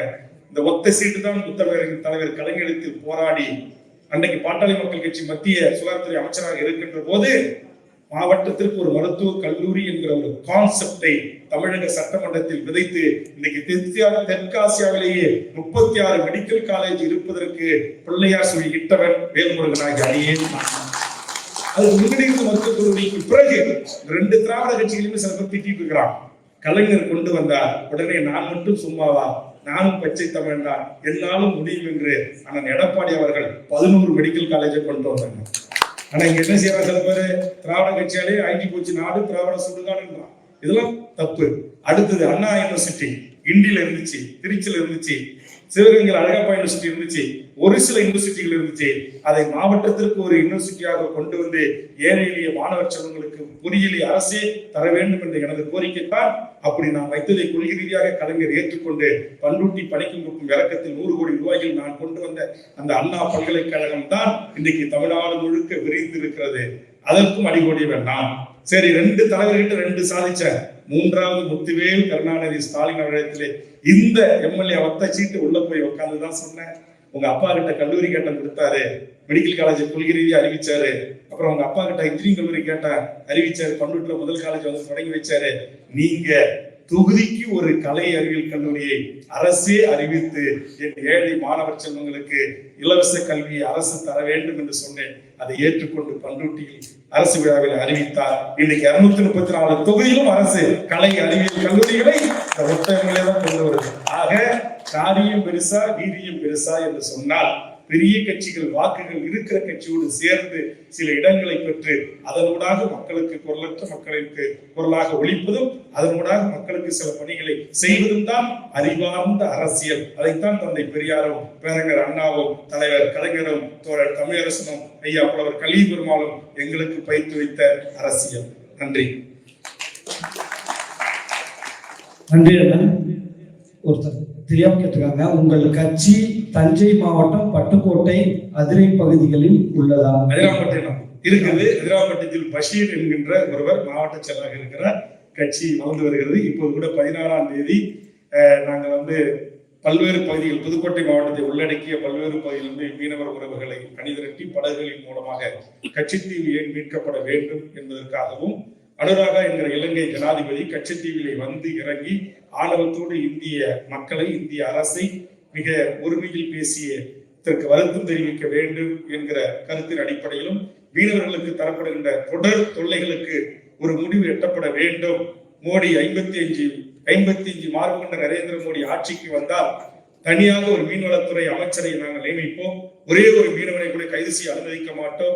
ஒரே ஒரு படகுகளை கூட இலங்கை ஏலமிட அனுமதிக்க மாட்டோம் என்று மார்கட்டிய அந்த 55 இஞ்சி மார்பு கொண்ட நரேந்திர மோடியை நோக்கி கேள்வி எழுப்பதற்காக இவர் சொன்ன அதே பகுதியில் தான் வருகிற 16ஆம் தேதி நானே படகேறி கச்சத்தீவை நோக்கி பயணிக்கிற போராட்டம் உங்கள் வாழ்த்துக்களோடு நடக்க இருக்கிறது. நன்றி அண்ணன். அன்னைக்கு 2 கேள்வி வட மாநிலத்தோர் அதை தவிர்த்து வடலூர் மணிகண்டன், தென்காசி ஹுசேன். அடுத்ததாக ஆடுதுறை பேரூராட்சி அலுவலகத்தில் மா.க. ஸ்டாலின் அவர்களுடைய எந்த ஒரு தனி மனிதராக இருந்தாலும் அவர் ஒரு உயிரை, அது இஸ்லாமியர்கள் சொல்வது போல் இறைவன் கொடுத்த அல்லாஹ் கொடுத்த உயிரையோ அல்லது இந்துக்கள் வணங்குகின்ற கடவுள் கொடுத்த உயிரையோ அல்லது இயற்கை கொடுத்த அந்த உயிரையோ, அதை பிரிதொரு மனிதனால் அந்த உயிருக்கு அச்சுறுத்தல் அல்லது ஆபத்து, உயிர் இறக்க நேருகின்ற அந்த தாக்குதல்கள் தமிழக வாழ்வுரிமை கட்சி வன்மையாக கண்டிக்கிறது. இதை ஒரு காலத்திலும் ஏற்றுக்கொள்ள முடியாது. இந்த தாக்குதல் சம்பவத்தில் ஈடுபட்டவர்கள் யாராக இருந்தாலும் கைது செய்யப்பட்டு சட்டத்தின் முன் நிறுத்தி தண்டிக்கப்பட வேண்டும். நன்றி. அது ஆணவ படுகொலையில் இருந்து இப்ப நான் நேரடியாக சென்று அந்த குடும்பத்துக்கு ஆறுதல் சொன்ன, நெல்லையில் நடந்த பல்வேறு, தமிழ்நாட்டில் நடந்த பல்வேறு ஆணவ கொலைகளில் எந்த ஒரு கொலையும் நாம் அது ஏற்றுக்கொள்ள முடியாது, மன்னிக்க முடியாத ஒரு குற்றம். நன்றி அண்ணன். ஒரே கோரிக்கை, கல்வி உதவி பெற்ற கடனை தள்ளுபடி செய்ய அரசிடம் வலியுறுத்த வேண்டுகிறோம். அதிமுக ஆட்சி இறங்குகின்ற போது மாண்புமிகு எடப்பாடியார் அவர்கள் 5 லட்சம் கோடி கடன்ல அந்த ஆட்சியை தமிழ்நாடு முதலமைச்சர் கைகளில் அளித்தார். இந்த 5 ஆண்டு காலத்தில் அது கிட்டத்தட்ட 10 லட்சம் கோடியாக உயர்ந்திருக்கிறது. லட்சக்கணக்கான அரசு ஊழியர்களுக்கு சம்பளம், இன்னைக்கு கோடிக்கணக்கான மக்களுக்கு பயனடையக்கூடிய பல்வேறு திட்டங்கள், மக்கள் சார்ந்த திட்டங்கள், அது போன்று மாணவர்களுக்கான கல்வி உதவித்தொகை, பெண்களுக்கான உதவித்தொகை என்று அடுக்கடுக்கான மக்கள் சார்ந்த திட்டங்களை தீட்டுகின்ற போது அது எந்த அரசாக இருந்தாலும் பொருளாதார நெருக்கடியை தான் சந்திக்க வேண்டிய ஒரு சூழல் இருக்கிறது. அதனால் இன்றைக்கு வங்கி கடன், தேசிய வங்கிகள் வாங்கிய கடன்களை ஒன்றிய நிதியமைச்சர் நம்முடைய மரியாதைக்குரிய மாமின்னு சொன்ன போச்சுப்பாங்க, மரியாதைக்குரிய நிர்மலா சீதாராமன் அவர்கள் இன்றைக்கு 7 லட்சம் கோடிய இன்னைக்கு பன்னாட்டு பணக்கார முதலாளிக்கு தள்ளுபடி பண்ணியிருக்காங்க. பாவம், ஏழை பாழை முதல் தலைமுறை பட்டதாரி பிள்ளைகள் தாங்கள் எப்படியாவது படிக்க வேண்டும் என்பதற்காக வாங்கிய கல்வி கடனை கண்டிப்பாக நிர்மலா சீதாராமனும் நம்முடைய நரேந்திர மோடி அவர்களும் தள்ளுபடி செய்ய வேண்டும் என்று இந்த குவைத் மாநாட்டின் சார்பாக நான் வேண்டுகிறேன். நன்றி. மகிழ்ச்சி. இந்த கடனை வந்து மத்திய அரசாங்கம் அதாவது ரிலையன்ஸ் கம்பெனியை ஒப்படைத்து விட்டு அவர்கள் அடியாட்களை வைத்து அந்த கடனை வசூலிப்பதற்கு பல நெருக்கடிகளை கொடுத்து கொண்டு அந்த ஏழை மக்களை துன்புறுத்துகிறார்கள். அது தவிர்க்கப்பட வேண்டும் என்பதுதான் என்னுடைய. கண்டிப்பா உங்களுடைய ஆதரவு தான் எனக்கும். இப்போது கூட திருவண்ணாமலையில ஒரு டிராக்டர் வாங்கிய ஒரு விவசாயிய இந்த நீங்க சொன்ன மாதிரி இந்த ஐசிசி பேங்க் இது போன்ற தேசிய வங்கிகள் இப்ப நீங்க சொன்ன மாதிரி அடியாட்களை சப் கான்ட்ராக்டர் நியமிச்சிடறான் ரெக்கவரி பண்ணி வர்றதுக்கு, டிவி கட்டாத காரை தூக்கிட்டு வர்றதுக்கு, டிவி கட்டாத புல்லட்டு தூக்கிட்டு வர்றதுக்கு, டிவி கட்டாத டிராக்டர் கூப்பிட்டு வர்றதுக்கு. ஆக அந்த அடியாள்களை எல்லாம் கைது செய்ய வேண்டும். அடியாள்களை கொண்டு இது போன்ற ரெக்கவரி என்று சொல்ல பண வசூலிப்பு முறை தடுக்கப்பட வேண்டும் என்று சட்டமன்றத்திலே அதை நான் பேசி அதை வலியுறுத்தி இதை தடுப்பதற்கென்று மாண்புமிகு தமிழ்நாடு முதலமைச்சர் அவர்கள் கடந்த கூட்டத்தொடரில் ஒரு கடுமையான சட்டம் இயற்றியிருக்கிறார் என்று தங்கள் கவனத்திற்கு கொண்டு வருகிறேன். இது கண்டிப்பா நடக்கக்கூடாது. நன்றி அண்ணன். கடந்த மாதம் குவைத்தில் விஷச்சாராயம் குடித்து உயிரிழந்த உறவுகளுக்கு தமிழக அரசிடம் உதவி செய்ய வலியுறுத்த வேண்டும். நம்முடைய அலிபாய் அவர்கள் நேற்று என்னை சந்தித்து இதற்காக ஒரு கோரிக்கை மனு கொடுத்தார். கண்டிப்பாக இது நியாயமான கோரிக்கை. 160 பேருக்கு மேல இறந்திருக்காங்க, 100 பேருக்கு மேல கண்ணு போயிருக்கு. தமிழ்நாட்டை சேர்ந்த 36 இங்கே வந்து பிழைக்க வந்த உறவுகள் இந்த உயிர் தியாகம் செய்திருக்கிறார்கள். அதுல என்ன எனக்கு ஒரு சின்ன சங்கடம் இருக்கு அப்படின்னா, கள்ளக்குறிச்சி சாவுல 10 லட்சம் ரூபாய் கொடுத்தாரு முதலமைச்சர், சாராயம் குடிச்சு செத்துட்டான். ஆனா மற்ற விபத்துகள்ல மற்ற இடங்கள்ல நடக்கும்போது 1 லட்சம் 2 லட்சம் பிச்சை போடுறாரு அப்படி என்று ஒரு சர்ச்சை அங்கே எழுப்பப்பட்டு அது விவாத பொருளாக மாறி இருக்கு. இப்ப நீங்களே பாருங்க, சொந்த ஊர்ல சாராயம் குடிச்சு இறந்தவனுக்கு 10 லட்சம் கொடுத்தாலும் ட்ரோல் பண்ணி கேள்வி கேட்கறான். இப்ப நாளைக்கு கோயம்புத்தூர் 36 பேருக்கு ஒரு வேலை நான் சொல்றேன், அது 3 கோடி 60 லட்சம் தான், அவன் 10 லட்சம் அந்த குடும்பத்துக்கு நம்ம கொடுக்க சொல்லி முதலமைச்சருக்கு இன்சிஸ்ட் பண்ணலாம். உடனே அது பெருமானை இருந்து குறைக்க போன இடத்துல மதம் கொண்டு போய் இவன் கள்ளச்சாராயம் காய்ச்சி அதை குடிச்சு அவன் செத்து போட்டான். அவனுக்கு இந்த வீணா போன வேல்முருகன் சப்போர்ட் பண்ணி 10 லட்சம் கேட்கறான். அப்படி கேட்பானா கேட்க மாட்டான். அதனால அவர் சொன்ன உடனே சொன்னேன், இந்த கோரிக்கை நான் முதலமைச்சர் வைக்கிறதுல என்கிட்ட ஒரு சங்கடம் இருக்கு அப்படின்னு. ஆனா அதுக்கு பிறகு அவரும் மற்ற நண்பர்கள்லாம் வந்து என்கிட்ட அந்த குடும்பம் 10 வருஷம் வேலை செய்யற சகோதரன் குடிசையில் இருக்கு, தோல்ல ஒரு குழந்தை கையில ஒரு குழந்தை, பரிதாபமா தான் இருக்கு.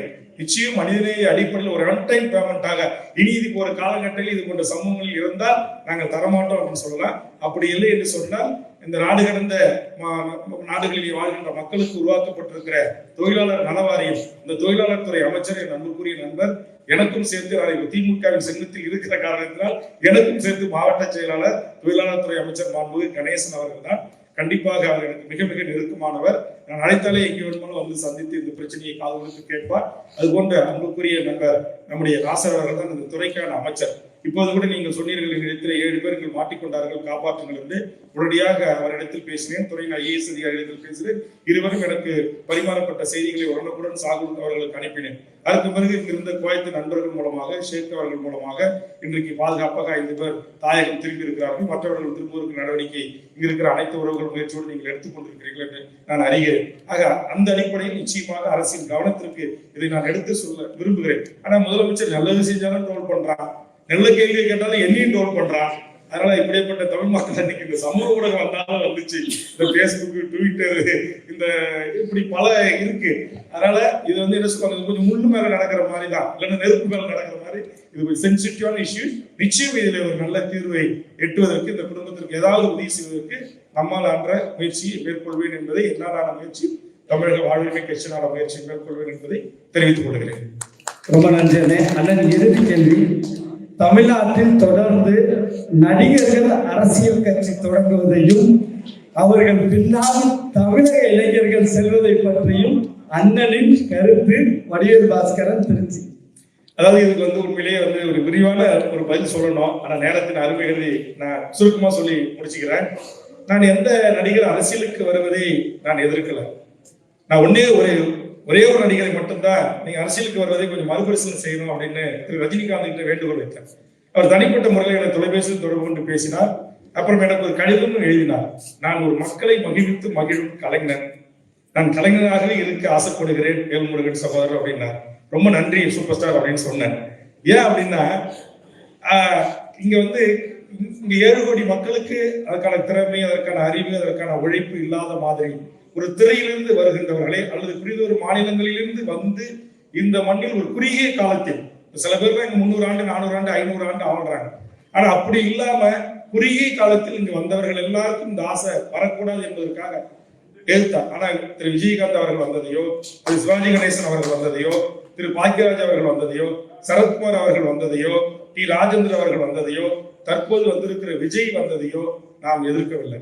ஆனா அவங்க கிட்ட என்ன சொல்றோம்னா, எம்ஜிஆர் அவர்கள் போல ஒரு திமுகவில் இருந்து பணியாற்றி மக்களை படுத்தி மக்களிடம் பாடம் பெற்று ஒரு அனுபவம் பெற்று வாங்க. ஒரு 10 வருஷம் இப்ப இங்க சின்ன நீங்க ஒரு ஆபரேட்டர் வேலை செய்றீங்க, ஒரு ஓட்டுநர் வேலை செய்றீங்க, ஒரு கிரேன் ஆபரேட் பண்றீங்க, ஒரு குறைந்த கால பயிற்சி இருக்கு. ஆனா எதுவுமே இல்லாம நேற்று வரையில சினிமாவில் நடிக்கிறீங்க, கேரவன்ல தான் வந்து இறங்குறீங்க, திடீர்னு நடிச்சுட்டு திரும்ப கேரவன் உள்ள போய் உட்காந்துக்கிறீங்க, அப்படியே பறந்தூர்ல போய் கேரவன்ல இருந்து கையை மட்டும் காட்டிட்டு திரும்பி உள்ள உட்காந்துக்கிறீங்க. ஏங்க இறங்கல அப்படின்னா, மக்கள் எல்லாரும் கையை கொடுப்பாங்க, கையெல்லாம் வலிக்கும், மக்கள் கட்டி பிடிப்பாங்க, கட்டி தான் பிடிப்பான், கையை தான் கொடுப்பான். அரசியல் என்ன? அரசியல் என்பது மக்களோடு மக்களாக இரண்டர கலந்து மக்களின் வழிகளை, மக்களின் வாட்டத்தை, மக்களின் உணர்வுகளை புரிந்து கொண்டு மக்களுக்காக மக்களோடு களத்தில் மக்களில் ஒருவனாக சாலையில் அமர்ந்து மக்களுக்காக நீதி கேட்பவன் தான் அரசியல் தலைவர். எம்ஜிஆர் செய்திருக்கிறார், இதை திரு விஜயகாந்த் அவர்கள் செய்திருக்கிறார். நீங்க உங்க மாநாட்டுக்கே வரீங்க, கேரவன்ல போய் உட்காந்துக்கிறீங்க, அப்புறம் திருப்பி 6 மாசம் கழிச்சு தான் வெளியில வரீங்க. நீங்க தமிழ்நாட்டில் இருக்கிற அரசியல் கட்சி தலைவர்கள் யாரை வேணுமாலும் நீங்க எடுத்துங்க, எந்த சின்ன ஒரு அமைப்பு கட்சியை கூட இருக்கட்டும், அவருடைய உழைப்பு என்ன? இன்னைக்கு உழைப்பு என்ன? கலைஞருடைய உழைப்பு என்ன? ஜெயலலிதா எவ்வளவு அவமானங்கள், எவ்வளவு அசிங்கங்கள், எவ்வளவு தூற்றல்கள், எத்தனை ஒரு பெண்ணாக இருந்து எதிர்கொண்டு இன்றைக்கு தலைவர் கலைஞர் அவர்களும் திருமதி கனிமொழி அவர்களும், ஏன் ஸ்டாலின் கூட அம்மையார் ஜெயலலிதாவுடைய துணிச்சலை நான் பாராட்டுகிறேன் என்று ஏற்றுக்கொள்கிறார்கள். மக்கள் மனங்களை வெல்லணும். சாதாரண மஞ்சள் எடுத்துட்டு வந்தவரு, திருட்டு ரயில் ஏறி வந்தவரு, எத்தனை கேலி, எத்தனை கிண்டல் சந்திச்சார். நீங்க எண்ணி பாருங்க. காங்கிரஸ் பெருகிக்கும், பிறந்தவர் காமராஜர்ல இருந்து, ஐயா பழனி நெடுமாறுல இருந்து, குமரியை மறைந்த குமரி ஆனந்தர்ல இருந்து எவ்வளவு பெரிய ஆளுமைகள் இந்த கட்சியில இருந்திருக்காங்க. இன்னைக்கு சமகாலத்தில் இருக்கிற அரசியல் தலைவர்கள் கூட நீங்க எடுத்துங்க, அவங்களுடைய உழைப்பு, அவங்களுடைய தியாகம், அவங்களுடைய அர்ப்பணிப்பு. நீங்க வைகோ 50 ஆண்டு காலம் சட்டமன்றத்தில், இன்றைக்கு நாடாளுமன்றத்தில், இன்னைக்கு அவருடைய ஸ்பிங்கர் டிப்ல இந்திய நாட்டின் நாடாளுமன்றத்தில் ஒரு மிகப்பெரிய ஒரு ஆளுமையாக விளங்கிய ஒரு மகத்தான ஒரு தலைவர். அவருக்கு இல்லாத மக்கள் செல்வாக்கு, இலக்கிய செல்வர் குமரியானந்தனுக்கு இல்லாத மக்கள் செல்வாக்கு. இன்னைக்கு அண்ணா 50 ஆண்டு காலத்தில் 1/4 நூற்றாண்டு காலம் பொதுவாக ஒரு பார்த்தா தீட்டு தொட்டா தீட்டு, நீ சேரிக்கார நீ பறையும் என்று சொன்ன அந்த மக்களை மட்டுமல்ல, ஒட்டுமொத்த உலக தமிழர்கள் மனங்களை வெல்லுகின்ற அரசியல் செய்கின்ற அண்ணன் திருமாவளவனை விட தமிழ்நாட்டு இளைஞர்களே, தாய்மார்களே, என்னத்தை கண்டு விட்டீங்க விஜயிடம்? விஜய் ஒரு நல்ல நடிகர், ஒரு கலைஞனை கைதட்டுவோம், பாராட்டுவோம், ரசிப்போம். அதே நேரத்தில் அவர் வந்து உழைக்கிட்டோம், கொஞ்ச நாள் உழைக்கிட்டோம். விஜயகாந்த் அவர்கள் மக்களுக்கு செய்யாத உதவியை விடையா நீங்க செஞ்சுட்டீங்க. இன்னைக்கு சூர்யா செய்யாத உதவியா நீங்க செஞ்சுட்டீங்க. கட்சி ஆரம்பிச்சிட்ட பிறகு நீங்க உதவித்தொகை செய்ய வரீங்க. ஆனா இன்னைக்கு ஒவ்வொரு சின்ன சின்ன அரசியல் கட்சி நீங்க எல்லாரும் எடுத்துக்கிறீங்க. பாட்டாளி மக்கள் கட்சியில நான் மாறுபடுறேன். இன்னைக்கு ராமதாசனுடைய சமூக நீதி அரசியல் என்பது 50 ஆண்டு காலம். இன்னைக்கு டாக்டர் கிருஷ்ணசாமி ஒரு மாவோயிஸ்ட், ஒரு முற்போக்கு அமைப்பில் இருந்தார். இன்னைக்கு அவருக்குன்னு ஒரு கோரிக்கை ஒன்று இருக்கு. இது மாதிரி இப்படி ஒவ்வொரு தலைவர்கள், இன்னைக்கு பேராசிரியர் ஜவஹர்லா, இன்னைக்கு தமிழ் அன்சாரி, தனியரசு, கொங்கு ஈஸ்வரர், எல்லாரும் அப்படியே திடீர்னு வந்து திடீர்னு தோன்றி திடீர்னு எம்எல்ஏ எம்பி ஆகி மேல போயிட்டாங்களா? எல்லாருக்கும் 10 ஆண்டு 15 ஆண்டு 20 ஆண்டு 25 ஆண்டு 40 ஆண்டு 50 ஆண்டு 60 ஆண்டு. என்னுடைய அரசியல் பொதுவாக 1983 ஜூலை கழகத்துல வந்த 10 வயசு சிறுவனா இருக்கும்போது இன்னைக்கு 45 ஆண்டு காலம் அரசியல் அனுபவம் இருக்கு. 6 முறை தேர்தலை சந்திச்சிருக்கிறார். தமிழ்நாட்டின் சட்டமன்றத்தினுடைய அத்தனை நடவடிக்கைகளையும் ஒரு ஸ்பிங்கர் ட்ரிப்ல வைத்து 234 எம்எல்ஏ கேள்வி கேட்டாலும் ஒரு சின்ன பேப்பர் இல்லாம 10 மணி நேரம் பதில் சொல்கின்ற ஆற்றல் என்னிடத்தில் இருக்கிறது. நம்மளுடைய விஜய் அவர்களிடத்தில் என்ன இருக்கு? சட்டமன்றம்னா என்ன? எத்தனை துறை இருக்கு, எத்தனை இலாகா இருக்கு, எத்தனை குழுக்கள் இருக்கிறது? சட்டமன்றத்தினுடைய விதி 110 என்ன? கவன ஈர்ப்புனா என்ன? ஒத்திவைப்புனா என்ன? ஜீரோ அவர்ஸ்னா என்ன? நேரம் இல்ல நேரம்னா என்ன? எல்லாத்தையும் தெரிந்து கொண்டு எல்லாரும் வருவதற்கு இல்லை. ஆனா இதெல்லாம் தெரிந்து கொள்வதற்கான ஒரு குறைந்தபட்ச பயிற்சி, ஒரு குறைந்தபட்ச இந்த மக்களோடு நின்று மக்களுக்காக பணியாற்றுவதற்கான வாய்ப்புகளை உருவாக்கி தரல. புதுக்கோட்டையில KM ஷெரீப்னு ஒருத்தர் இருக்கிறார், இஸ்லாமியர் தான். அவர் என்ன மாதிரி 45 ஆண்டு கால அரசியல் அனுபவம் வாய்ந்தவர். பீடி பிடிக்க மாட்டார், தண்ணி அடிக்க மாட்டார், எந்த கெட்ட பழக்கமும் இல்லை, ரொம்ப அமைதியானவர். இதே மாதிரி எத்தனை அறிஞர்கள், எத்தனை சின்ன சின்ன தலைவர்கள் இருக்கிறாங்க. குளத்தூர் மணியண்ணன் எந்த எதிர்பார்ப்பும் இல்லாம கருப்பு சட்டைக்கு சொந்தக்காரர். அவருக்கு என்ன அங்கீகாரம்? எல்லாவற்றுக்கும் மேலாக இன்றைக்கு இந்திய நாட்டின் விடுதலைக்காக 10 ஆண்டு காலம் சிறைவாசத்தை அனுபவித்து இந்தியாவின் முதுபெரும் கம்யூனிஸ்ட் இயக்கத்தின் மகத்தான தலைவன் ஐயா நல்ல கண்ணுக்கு இல்லாத தகுதி பாருங்க, சங்கரையாவுக்கு இல்லாத தகுதி தமிழ்நாட்டில் யாருக்கு இருக்கு? நீங்க எண்ணி பாருங்க. நெல்லை கடல் என்று அப்படியே தமிழ் கடலாக பொங்கி எழுவானே எங்கள் நெல்லை கடல். இந்த நெல்லை கண்ணனுக்கு இல்லாத தமிழ் ஆளுமை ஆற்றல் யாருக்கு இருக்கு? கண்டிப்பா ஒரே ஒரு சிந்திங்க. இவர்களுக்கு தமிழ் சமூகத்துக்கு செய்தது என்ன? நான் விஜய் என்ற நடிகரை மட்டும் சொல்லவில்லை, பொதுவாகவே நான் சொல்லுகிறேன். ஒரு கூட்டம் கூடுகிறது, ஒரு மக்கள் திரள்கிறார்கள் என்பதற்காக முதல் நாளே போய் அங்க கடக்கிறது, பச்சை குழந்தையை தூக்கிட்டு போறது, கர்ப்பிணியா போறது, இது எல்லாம் ஒரு அறிவு பெற்ற சமூகம். தமிழ் சமூகம் எவ்வளவு பெரிய அறிவு பெற்ற சமூகம், எவ்வளவு பெரிய ஆற்றல் பெற்ற சமூகம். எத்தனை தலைவர்கள் இந்த சமூகத்தில் தோன்றியிருக்காங்க. ஆனா இந்த தலைவர்கள் எல்லாம் இந்த இன்னைக்கு காகித நிலத்துக்கு பிறகு இன்றைக்கு நம்முடைய இந்திய யூனியன் முஸ்லீம் லீக்ல தள்ளாத வயதுல அவருடைய இலக்கிய பேச்சு, இலக்கிய நயம் இன்னைக்கு காதல் மொய்தீன் ஐயாவுக்கு இருக்கு. எத்தனை தலைவர்கள், எத்தனை ஆளுமைகள் இருக்காங்க. ஆனா இவர்களை எல்லாம் போற்றாத சமூகம், இவர்களை எல்லாம் கொண்டாடாத சமூகம், தன் வாழ்நாளை முழுவதும் விடுதலை போராட்டத்திற்கு அர்ப்பணித்த எண்ணற்ற தியாகச்சவர்கள் இந்த தமிழ் மண்ணில் வாழ்கிறார்கள். ஆனால் அவர்களுக்கு கிடைக்காத புகழ் வெளிச்சம், அவர்களுக்கு கிடைக்காத முதலமைச்சர் அரியாசனம் சினிமா துறையிலிருந்து ஒருவருக்கு வந்தவுடனே கிடைப்பது கிடைக்க கூடாது. என் தமிழ் மக்கள் விழிப்புணர்வு பெற்ற சமூகமாக, ஆய்ந்து அறிந்து வாக்களிக்கக்கூடிய சமூகமாக நீங்க மாறணும். அப்படி மாறி அதற்கு பிறகு மக்களோட நீங்க பணியாற்றி அதே மக்கள் உங்களை ஏத்துக்கிட்டு அந்த இருக்கையை கொடுத்தாங்கன்னா எங்களுக்கு எந்த எதிர்ப்பும் இல்லை. என்னை பொறுத்தவரை வாங்க, மக்களோடு மக்களா நில்லுங்க. தமிழ்நாட்டுல எத்தனை பிரச்சனை, எத்தனை ஆயிரம் பிரச்சனைகள் இருக்கிறது. அந்த பிரச்சனைகள்லாம் வாங்க, கொஞ்ச நாள் நானும் புழல்ல போய் கழித்துட்டு இருக்கேன், கடவுள் ஜெயில கழித்துட்டு இருக்கேன். திருட்டு வழிபறி பண்ணிட்டு லஞ்சம் வாங்கிட்டு ஊழல் செஞ்சுட்டு மண்ணு திருட்டு மணல் குவாரி அடிச்சுட்டு லாட்டரி வித்துட்டு கிடையாது. இந்த மண்ணுக்காக, இந்த மக்களுக்காக, குரலற்ற மக்களின் குரலாக நின்று போராடி இந்த மக்களுக்காக CA NRC என்கிற அடக்குமுறை ஒடுக்குமுறை சட்டத்தை கொண்டு வந்த போது இஸ்லாமிய அல்லாத ஒரே ஒரு வேல்முருகன் தான் 40 வழக்குகளை சந்தித்தார்.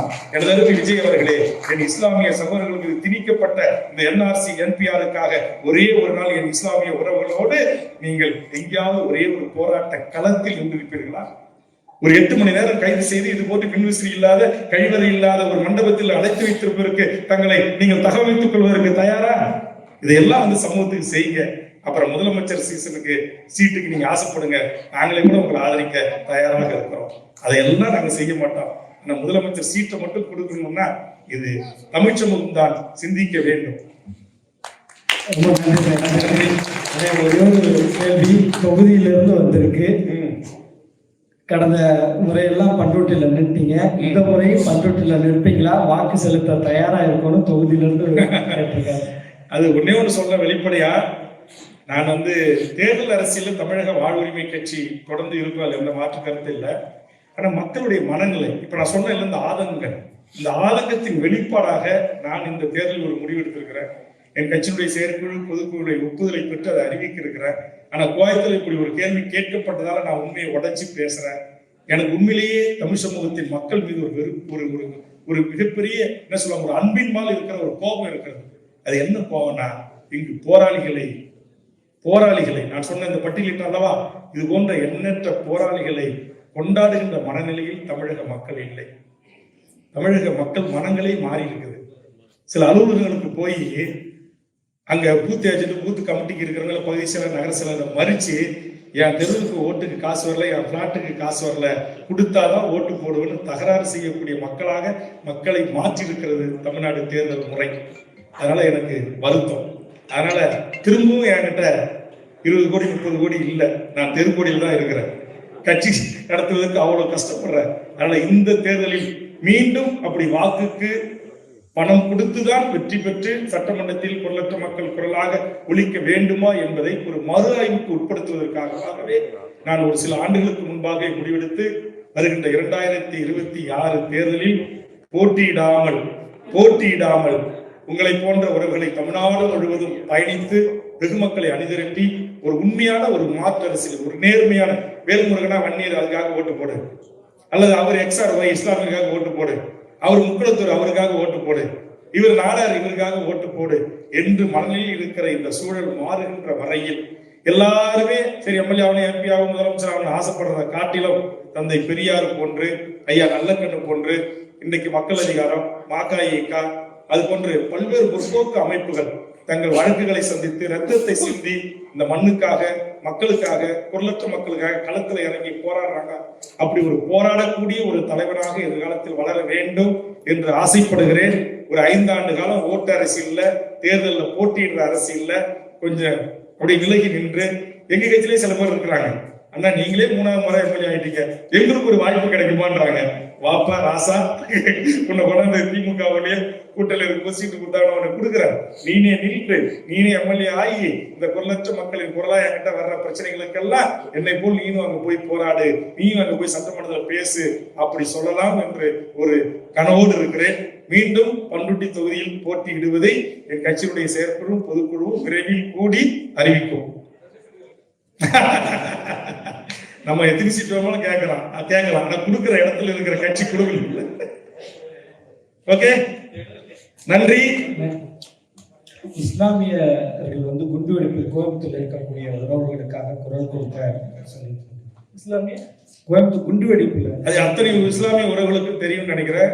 தமிழக சட்டமன்றத்தில் நீண்ட நாள் ஆயுள் சிறைவாசிகளாக இருக்கிற கோவை குண்டுவெடிப்பு உள்ளிட்ட அத்துணை சிறைவாசிகளுக்குமான விடுதலைக்கு இந்த முத்துவேல் கருணாநிதி ஸ்டாலின் ஆட்சி அதிகாரத்திற்கு வந்த பிறகு தமிழக சட்டமன்றத்தில் 3 இஸ்லாமிய சட்டப்பேரவை உறுப்பினர்கள் எங்களோட எதிர்வரிசையில் அமர்ந்த போதும் அவர்களை விட சொல்லுவாங்க, அவர் முந்திரி கொட்ட ஊர் இல்லையா, அதனால முந்திரி கொட்டை மாறி முந்திக் கொண்டு அவர்களுக்காக அன்று முதல் இன்று வரை தொடர்ந்து அவர்களின் விடுதலைக்காக வேல்முருகனின் குரல் ஒலித்துக் கொண்டே இருக்கிறது. அது பத்திரிகை ஊடகங்களை நீங்கள் பார்த்திருக்கலாம்.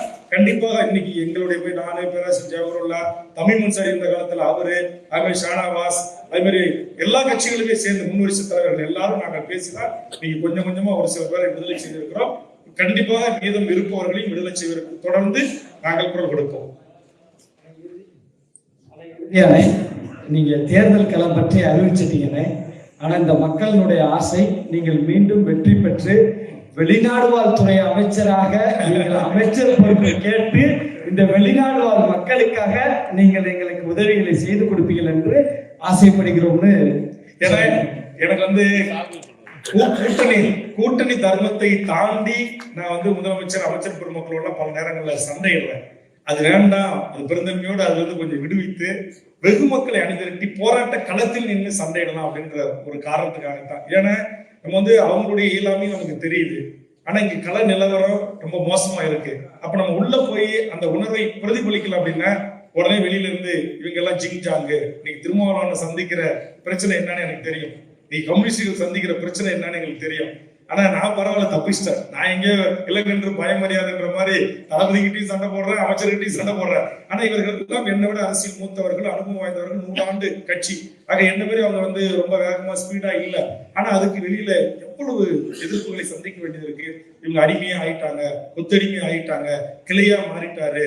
இன்னைக்கு இப்படியான மிகப்பெரிய எதிர்வினை பொதுமக்கள் கிட்ட இருந்து வருது. சொந்த கட்சிக்காரங்கிட்ட இருந்து கூட டக்குன்னு ஒரு ட்வீட்டை போட்டான் கோச்சிக்கிட்டு.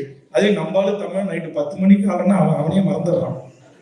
சொந்த தலைவராவது சொந்த கட்சியாவது யாரா இருந்தாலும் அவனுக்கு அந்த நேரத்துல என்ன தோணுதோ டக்குன்னு ஒரு ட்வீட்டை போடுறான், இல்லைன்னா ஒரு வீடியோ லைவ்ல போடுறான், கேள்வியெல்லாம் கேட்கறான் சென்னை பாஷையில சொல்லணும்னா. அதனால இதையெல்லாம் வந்து கருத்தில் கொண்டு நம்ம வந்து தேர்தல் அரசியல்ல நமக்கு ஒண்ணு இல்லை, எனக்கு வாய்ப்பு இல்லை, அவ்வளவுதான். நான் 6 முறை தேர்தல் சந்திச்சு 3 முறை 15 ஆண்டு காலம் வெற்றிகரமா தமிழக சட்டமன்றத்துல எனக்குன்னு ஒரு தனி முத்திரையை பதிச்சு இங்க பேசியவர்கள் குறிப்பிட்டது போல் நீ வேல்முருகன் இல்லையா, நீ தூள்முருகன் என்கிற பட்ட பெயரை வாங்கியிருக்கிற. அதிகமான கேள்வி கேட்டதுல நம்பர் 1, அதிக கவன ஈர்ப்புல நம்பர் 1, அதிக ஒத்திவைப்பு தீர்மானத்துல நம்பர் 1 என்று எல்லாவற்றிலையும் ஒரு முதல் மாணவனாக திகழ்ந்திருக்கேன். அடுத்தடுத்து உங்களை போன்ற இளைய தலைமுறையை உருவாக்கணும், அந்த வேலையை தான் நம்ம செய்யணும். அப்படின்ற ஒரு பயிற்சி ஒரு 5 ஆண்டு காலம் தமிழ்நாடு. ஏன்னா இம்மானால எனக்கு அந்த இடைவெளி இல்லை. நீங்க சொன்ன மாதிரி அதிராம்பட்டினத்துல இருந்து கன்னியாகுமரி வரையிலும் இன்றைக்கு தமிழ்நாடு முழுக்க நீங்க பார்த்துருப்பீங்க. என்னுடைய முகநூல் வேல்முருகன் டீன்னு இருக்கு. அது நான் பொய்யா சொல்லலை, நீங்க அதை பார்த்தீங்கன்னா தெரியும். வாரத்துல 2 நாள், இந்த சனி ஞாயிறு 2 நாளும் தமிழ்நாடு முழுக்க ஏதோ ஒரு மூலையில் ஒரு 500 பேர்ல இருந்து அதிகபட்சம் 5000 பேர் வரையிலும். இப்ப இந்த செப்டம்பர்ல மட்டுமே 20000 பேர் இணைப்புகளாக தேதி கொடுத்திருக்கிறார். சேலத்துல ஒரு 5000 பேர், தேன்கனிக்கோட்டை கிருஷ்ணகிரியில ஒரு 5000 பேர், சிவகங்கையில ஒரு 1000 பேர் அப்படின்னு ஒரு 20000 பேர் தேதி கொடுத்திருக்காங்க. அந்த அளவுக்கு இன்றைக்கு பல பேரை புரிஞ்சுக்கிட்டு ஏற்கனவே பல கட்சிகள் பணியாற்றுறவங்க, சில கட்சிகளும் பெரும்பான்மை நிர்வாகிகள் என் கூட அணியணியா சேர்ந்துட்டு இருக்கிறாங்க. அதனால இப்ப அப்பா மகன் சண்டை, அப்புறம் அங்க இருக்கிற குடும்ப பிரச்சனை, அப்புறம் அதே மாதிரி தமிழ் தேசிய அரசியல் தளத்தில் இருக்கிற இன்னொரு கட்சி, அங்க இருக்கிற 2ஆம் கட்ட தலைவர்கள், இப்படி என்று பல்வேறு கட்சிகள் அமைப்புகளில் இருந்து அணியணியாய் திரண்டு தமிழக வாழ்வுரிமை கட்சியில் இணைந்து கொண்டிருக்கிறார்கள். ஆக இது ஒரு அமைப்பா, அண்ணன் திருமாவளவன் ஒரு புத்தகம் எழுதுறாங்க, அமைப்பாய் திரள்வோம் என்று. திமுக அதிமுக வேறு அத்தனை கிராமங்களிலும் கிளை கட்டி வருகின்ற பொதுமக்கள் கிட்ட இதான் இந்த சின்ன ஒரு 25 பேர் இந்த மாதிரி மக்களை போட்டு நிக்கிறதுக்கு ஆள் வேணும். பூத்தி ஏஜென்ட்டுக்கு உள்ள 2 பேர், உள்ள இருந்து வெளியில 2 பேர் சாப்பாட்டுக்கு போயிட்டு வர்றதுக்கு ஒரு 4 பேர் இருக்கணும். அப்போ ஒரு கிராமத்துல ஒரு பூத்தி ஏஜென்ட்ல குறைஞ்சபட்சம் ஒரு 20 பேர் நிற்கக்கூடிய ஒரு கட்சியா எந்த கட்சி தமிழ்நாட்டில் அமைப்பு ரீதியா உருவாக்கப்படுகிறதோ அந்த கட்சி தான் தமிழ்நாட்டில் தொடர்ந்து காலத்துக்கும் நீடித்து நிற்கும். அது இன்னைக்கு பெரும்பான்மை கட்சிகள் தமிழ்நாட்டில் இல்லை, இந்த 2 கட்சிகளை தவிர. நான் அதுக்கிட்ட 3வது கட்சியாக வரதுக்கு முயற்சி பண்றேன், அவ்வளவுதான். நான் இருக்குன்னு சொல்லல. ஏன்னா இது ஒரு சந்தர்ப்பம். இன்னைக்கு பாமகவில் மிகப்பெரிய குழப்பம் நிலவிக்கிட்டு இருக்குது. அதே மாதிரி இன்னைக்கு இன்னொரு தமிழ் தேசிய கட்சி பேசிய வளர்ந்த கட்சி இன்றைக்கு பேசுகின்ற அரசியலால் அது ஒரு மிகப்பெரிய பின்னடைவை சந்தித்து பல்லாயிரக்கணக்கான இளைஞர்கள் தினந்தோறும் என்னோட இணைந்து கொண்டிருக்கிறார்கள். அதே மாதிரி இன்னொன்னு எனக்கு என்னன்னா, நான் எல்லாரையும் அரவணைக்கக்கூடியவன். இன்னைக்கு தமிழர் வாழ்வுரிமை கூட்டமைப்புன்னு வச்சிருக்கிற 150 அமைப்புகள் தலைவர்கள் இருக்காங்க. அதுல பெரிய கட்சி திமுக அதிமுக நான் கூப்பிடுறதில்லை. அதே மாதிரி தேசிய கட்சி பிஜேபி காங்கிரஸ் நான் கூப்பிடுறதில்லை. எங்க பங்காளி கட்சி பாமகவை கூப்பிடுறதில்லை. மீதி அத்தனை கட்சிகளையும் ஒருங்கிணைத்து அது NLC பிரச்சனையாக இருக்கலாம், ஈழ இனப்படுகொலையாக இருக்கலாம், தமிழ் சமூகத்தின் அத்தனை பிரச்சனைகளிலும் எல்லா தலைவர்களையும் ஒருங்கிணைத்து ஒரே மேடையில் ஏற்றி மாநில ஒன்றிய அரசுகளுக்கு அழுத்தம் கொடுத்து மக்கள் போராட்டத்துடன் பல சாதனைகளை செய்திருக்கிறேன். அதில் ஒரு சாதனை தற்போது மாண்புமிகு தளபதி அவர்கள் இந்த வெளிநாட்டு பயணத்தில் இருக்கின்ற சூழலில் நான் இந்த கோயத்து மண்ணில் நீங்கள் எல்லாம் ஒன்று கூடியிருக்கிற இந்த நேரத்தில் என்னுடைய நீண்ட நாள் கோரிக்கை, நீண்ட நாள் சட்டமன்ற போராட்டம் ஒன்றுக்கு பதில் கிடைத்திருக்கிறது, விடை கிடைத்திருக்கிறது. அது ஈழ மண்ணிலிருந்து அகதியாக வந்து இங்கு வாழ்கிறவர்களை பாஸ்போர்ட் சட்டத்திலும் விசா சட்டத்திலும் கைது செய்து சிறையில் அடைத்து நூற்றுக்கணக்கானவர்கள் தமிழ்நாட்டின் தளச்சடைகளிலும் திருச்சி சிறப்பு முகாமிலும் அடைபட்டு கிடக்கிறார்கள். ஆதலால் அனைவரும் அது என்றைக்கு தொடங்கினாலும், அதாவது மலையக தமிழ் பிரச்சனையிலிருந்து இன்று வரை தமிழர் நிலம் தாய் நிலத்திற்கு வருகை தந்த அனைத்து என் தொப்புள் கொடி உறவுகளையும் மன்னித்து அவர்கள் பாஸ்போர்ட் சட்டத்தின் கீழும் விசா சட்டத்தின் கீழும் நீங்கள் அவர்களை சிறைப்படுத்தப்படக்கூடாது, அவர்களை இந்திய நாட்டின் குடிமக்கள் போல் பாதிக்க வேண்டும் என்கிற கோரிக்கையை ஒன்றிய நரேந்திர மோடி அரசு நேற்றைய தினம் ஏற்றுக்கொண்டு அதற்கான அறிவிப்பை வெளியிட்டிருக்கிறது. அதற்கு சட்டமன்றத்தினுடைய அந்த கோரிக்கையை ஒன்றிய அரசுக்கு கடிதமாக அனுப்பி தோல் துணிகின்ற உலக தமிழ் அமைப்புகள், பல்வேறு ஈழத்தமிழ் அமைப்புகள், தமிழ்நாட்டுடைய பல்வேறு அரசியல் கட்சி தலைவர்கள், நாடாளுமன்ற உறுப்பினர்கள் அனைவருடைய தொடர் அழுத்தம் இரட்டை குடியுரிமை. ஆனால் இன்னைக்கு இரட்டை குடியுரிமை கொடுப்பதற்கு ஒன்றிய அரசு முன்வரவில்லை. ஆனால் குறைந்தபட்சம் இன்றைக்கு இது தந்திருக்கிறார். இது குறைந்தபட்சம் ஒரு பாதுகாப்பு. இதை வைத்து நம்முடைய தமிழ்நாடு முதலமைச்சரிடத்தில் இந்த சட்டத்தில் கைது செய்து தமிழ்நாட்டில் சிறையில் இருக்கின்ற சிறப்பு முகாமில் இருக்கிற அனைவரையும் விடுதலை செய்வதற்கான ஒரு நல்வாய்ப்பு அமைந்திருக்கிறது. உங்களை சந்திக்கிற இந்த நேரத்தில் இது எல்லாம் எப்படி கிடைத்தது என்று சொன்னால் இந்த ஒத்தச்சீட்டு முத்துப்பாண்டி என்கிற வேல்முருகனுடைய சட்டமன்ற குரல் தான். அதனால ஒவ்வொரு எம்எல்ஏவும், ஒவ்வொரு எம்பியும், ஒவ்வொரு மக்கள் பிரதிநிதியும் இந்த நாட்டில் சேர வேண்டிய இடத்தில் சென்று சேர்ந்து பணியாற்ற வேண்டிய இடத்தில் பணியாற்றி பேச வேண்டிய கருத்தை பேச வேண்டிய நேரத்தில் பேசி இந்த மக்களுக்கு பணியாற்ற முடியும் என்பதை மனநிறைவாக 15 ஆண்டு காலம் என் பொதுவாழ்வில், சட்டமன்ற பொதுவாழ்வில் மறைந்த முதலமைச்சர் கலைஞர், மறைந்த முதலமைச்சர் அம்மையார், OPS EPS என்று அனைவரோடும் பணியாற்றிய அந்த அனுபவத்தை பெற்றிருக்கிறேன். ஆக அந்த வகையில் ஒரு சின்ன ஒரு 5 ஆண்டு காலம் கட்சியை கட்டமைப்பதற்கான ஒரு பணிக்காகத்தான் ஒதுங்கிக் கொள்கிறேன் தவிர அரசியலிருந்து முற்றுமுழுமாக ஒதுங்கிக் கொள்ளவில்லை. இல்லை, இன்னொரு ஐடியா கூட இருக்கு, அது அப்புறம் சொல்றேன். நம்ம அண்ணன் தளபதி கிட்டையோ அல்லது எடப்பாடி கிட்டையோ அல்லது நாளைக்கு வர முதலமைச்சர் கிட்டையோ போய் சண்டை போட்டிருக்கிறத விட நம்ம 55 மார்க்கு கொண்ட மோடி கிட்ட சண்டை போடணும்னு ஒரு ஆசை இருக்கு. அதனால திமுக என்கிற பெரிய கட்சி ஒரு வாய்ப்பு வழங்கினால் டெல்லிக்கு போய் அங்கு கொஞ்சம் நம்ம திறமையை காட்டலாம். அதனால கூட அது மறுபரிசீலனைக்கு உட்படுத்தலாம். வாழ்த்துக்கள். நன்றி நன்றி. ஏன்னா உங்களுக்கு எல்லாம் பேசுறதுக்கு அங்கதான்.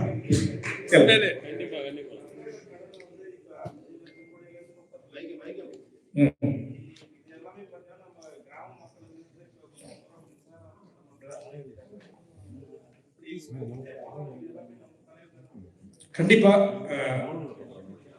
அதான் பொருளாதார ரீதியாக இதுக்கு அடிப்படை காரணம் ஒன்றிய அரசு வந்து ஒரு மாநில அரசுக்கு இறையாண்மை என்பது அந்தந்த மாநில மக்களால் தேர்ந்தெடுக்கப்பட்ட அரசு அந்தந்த மாநிலத்திற்கான வரி விதிப்பு அதிகாரத்தை கையில வச்சிருக்கணும்.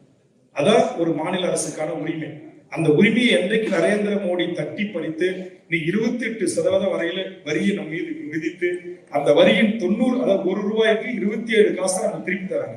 ஆக அந்த வரியில் நாம் 27 காசை ஒன்றிய அரசுக்கு தந்து மீத தொகையை மாநில அரசு தன்னகத்தில் வைத்துக் கொண்டு இந்த மாநில மக்களுக்கான வெல்ஃபேர் ஸ்கீம் என்று சொல்லக்கூடிய மக்கள் சார்ந்த திட்டங்களை நிறைவேற்றுகிற ஒரு முற்றதிகாரம் பெற்ற ஒரு அரசாக இந்த அரசு அமைகின்ற போதுதான் நமக்கான இதுக்கான தீர்வு கிடைக்கும். ஆக இந்த தீர்வை நோக்கிதான் வேல்முருகன் ஆகிய நானும் பாவலரேறு பெருஞ்சித்தவருடைய மகன் தோழர் பொயிலன் அவர்களும் விடுதலை சிறுத்தைகளின் துணை பொதுச்செயலாளர் அன்புக்குரிய வன்னியரசு அவர்களும் கடந்த 3 தினங்களுக்கு முன்பாக பெரம்பலூர் மாவட்டத்தில் முற்றதிகாரம் அதாவது தன்னாட்சி, பண அச்சடிப்பு, ராணுவ பாதுகாப்பு, வெளியுறவு கொள்கை இதை மட்டும் ஒன்றிய அரசு வச்சுக்கலாம். இங்க பேசினது குறிப்பிட்டது போது கல்வியை நம்ம கிட்ட இருந்து பறிக்கிறது, ரயில்வே நம்ம கிட்ட இருந்து பறிக்கிறது, இன்னைக்கு புதிய தொழிலாளர் விரோத சட்டங்களை கொண்டு வரதுங்கிறது 36 நலவாரியங்களை ஒழிச்சு இன்றைக்கு 4 தொகுப்பு சட்டங்களை கொண்டு வரோம். மோசமான சட்டம். ஆக இது உங்களுக்கு வெளிநாட்டு வாழ் தமிழர்களுக்கு கிடைக்கக்கூடிய சின்ன கொஞ்சம் சலுகையை இன்னைக்கு குடிக்கிறாங்க. ஆக இதையெல்லாம் ஒழிக்கப்பட வேண்டும் என்று சொன்னால் மாநில அளவிலான முதலமைச்சர்கள் ஒன்று கூடி அதற்கு ஒரு முன்முயற்சி தான் நம்முடைய தமிழ்நாடு முதலமைச்சர் தளபதி அவர்கள் எடுத்து வருகிறார். இன்றைக்கு இந்திய நாட்டிற்கே முதலமைச்சர்களில் முன்மாதிரியாக பல்வேறு விடயங்களை வலியுறுத்தி பேசி வருகிறார், மாநில உரிமை சார்ந்த விடயங்களில். அப்ப நாங்க என்ன சொல்றோம்னா தனித்தமிழ்நாடு தமிழரசு கேட்டாரு, ஆனா இப்ப கேட்க முடியாது. கேட்டா நான் தீவிரவாதி பிடிச்சி என்ன உலகத்துக்கு போடுறோம், என் கட்சியும் பேன் பண்ணிடுவோம். ஆனா நம்ம என்ன செய்யலாம், ஜனநாயக நாட்டுல நம்ம இப்ப ஏனைய ஐரோப்பிய நாடுகள்லாம் சின்ன திட்டம் நீட்டினா கூட அங்க ஒரு பொது வாக்கெடுப்பு கூடணும். அந்த பெரும்பான்மை மக்கள் ஓட்டளிச்சு நடத்தலாம்னு சொன்னாதான் ஒரு பாதாள திட்டமே நிறைவேற முடியும், ஒரு ஆற்று நீர் திட்டமே நிறைவேற முடியும். இங்க பாருங்க, முதலமைச்சர் தங்கதேச அமைச்சர் அறிவிச்சிருக்கிறாங்க தமிழ்நாடு அரசு மீத்தேன் திட்டத்துக்கு ஹைட்ரோ கார்பன் அனுமதி இல்லை அப்படின்னு. ஆனா நீங்க அதை மீறி ராமநாதபுரத்துல எடுத்துக்க நீங்க எங்க கட்சி போய் அந்த பெரிய மிஷினை முற்றுகையிட்டு கொடியோட போராட்டம் பண்ணி இப்ப இன்னைக்கு எல்லா ஊடகத்திலும் செய்தி. அப்ப எதுக்காக தமிழக ஆளுநர் கட்சி என்ன கேட்கறதுன்னா தன்னுரிமையுடன் கூடிய ஒரு முற்றதிகாரம் படைத்த ஒரு தமிழ்நாடு உருவாகணும் அப்படின்றோம். இந்த பண அச்சடிப்பு, வெளிநாட்டு பாதுகாப்பு இதெல்லாம் நீங்க வச்சுக்கிட்டு மீது எல்லா அதிகாரம் இந்திய முழுக்க இருக்கிற அந்தந்த மாநிலத்தில் மக்களால் தேர்ந்தெடுக்கப்பட்ட அரசுகளுக்கு வழங்கி அந்தந்த மாநில மக்கள் அவரவர்களுக்கான நிதியை கையாளக்கூடிய பூரண சுதந்திரம் கிடைத்தால் மட்டும்தான் நீங்கள் சொன்ன கடன் பிரச்சனை இல்லாமல் அந்தந்த மக்களுக்கு தேவையான நலத்திட்டங்களை அரசு, கல்வி, கல்லூரி, மருத்துவம் போன்ற அடிப்படை வசதிகளை செய்து தர முடியும். அதற்கு மோடி போன்ற அந்த இப்போது கொஞ்சம் தொங்கு சபை மாதிரி ஜெயிச்சார்ல, இந்த மாதிரி மைனாரிட்டியில ஜெயிக்கணும். ஒரு குறைந்தபட்ச செயல் திட்டத்துடன் கூடிய விபி சிங், தேவிலால், தேவகவுடா, சந்திரசேகர் போன்றவர்கள் ஒரு சிறுபான்மையா இருந்து என்றைக்கு இருந்தாலும் முதலமைச்சர் தலைமை அமைச்சர் பதவி காலியாவோ அப்படின்னு பயந்துகிட்டு ஆட்சி நடத்தினாதான் மாநிலங்களுக்கான அந்த உரிமை கிடைக்கும். நம்ம இதுல இருந்து மீண்டு வரலாம்.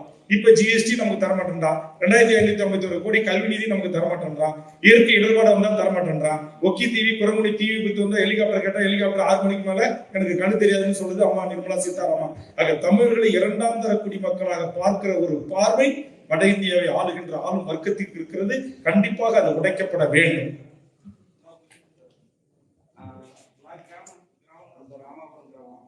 கடலூர் மாவட்டமா? சரி,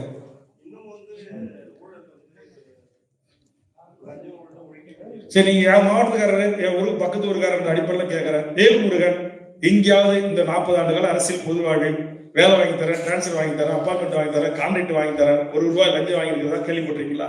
சரி, என்ன இல்ல இதே மாதிரி தமிழ்நாட்டில் சில எம்எல்ஏக்கள் இருக்காங்க. இந்த மக்கள் அப்படிப்பட்டவருக்கு வாக்களிக்கிறாங்களா? அதான் பிரச்சனை. தமிழ்நாட்டில் காங்கிரஸ் கட்சியில இருந்து, கம்யூனிஸ்ட்ல இருந்து, எத்தனையோ திமுக அதிமுக வந்து நேர்மையா நல்லா சொந்த காசை போட்டு மக்களுக்கு உதவி பண்றவங்க நல்ல விஷயம்லாம் இருக்கிறாங்க. மக்கள் மனங்களும் மாறணும். அப்படி இல்லையே.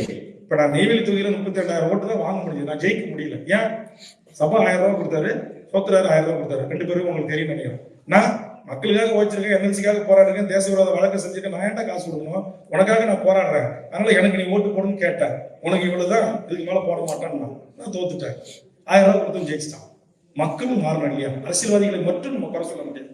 நேர்மையானவர்களை இனங்கண்டு அவர்களை சட்டமன்றத்துக்கு நாடாளுமன்றத்துக்கு அனுப்புகின்ற மக்களாக தமிழக மக்கள் ஒரு விழிப்புணர்வு பெற்ற ஒரு சமூகமாக. இப்ப ஏன் நான் போட்டியிட முடியலன்னு சொல்றேன், எனக்கு இப்ப சமகால அரசியல என்னோட போட்டி போட முடியாது. கடந்த தேர்தலில் நான் பண்ருட்டி வீட்டை வித்து நிலத்தை வித்து 30 கோடி ரூபாய் 20 கோடி செலவு பண்ணி எம்எல்ஏ ஆயிட்டேன். திரும்பவும் நான் 20 கோடி செலவு பண்ணி எம்எல்ஏ வந்து எந்த வசதி இல்லை, அதனால நான் ஒதுக்கிறேன். என் கட்சியில யாராச்சும் 2 பேர் பணக்காரங்க யாராச்சும் இருந்தாங்கன்னா, எங்க ஐயா சிஓ பேரு, எங்க டாக்டர் பேரு, அவங்களுக்கு சீட்டு கொடுத்து ஐயா நீ எம்எல்ஏ ஆகும், ரொம்ப நன்றி, உனக்கு எப்படியாச்சும் எம்எல்ஏ ஆகணும்னு ஆசை இருக்கா, அப்ப இன்னைக்கு இதை பதிவு பண்ணி போனா எலெக்ஷன் அமைச்சிட போறான், போனதுல வேறு 20 கோடி செலவு பண்ணு.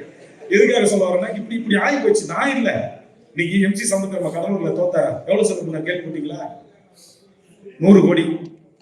ஒரு எம்எல்ஏ தொகுதியில அவரும் என்னுடைய உறவினர் தான், 100 கோடி செலவு பண்ணாரு, ஆனா தோத்துட்டாரு. அதிமுக அமைச்சர்களும் பல பேர் எனக்கு தெரியும் 50 கோடி 60 கோடி 100 கோடி செலவு பண்ணிருக்காங்க எம்எல்ஏ பதவி வர்றதுக்கு. அப்ப இப்படி மாறி போச்சு இல்ல.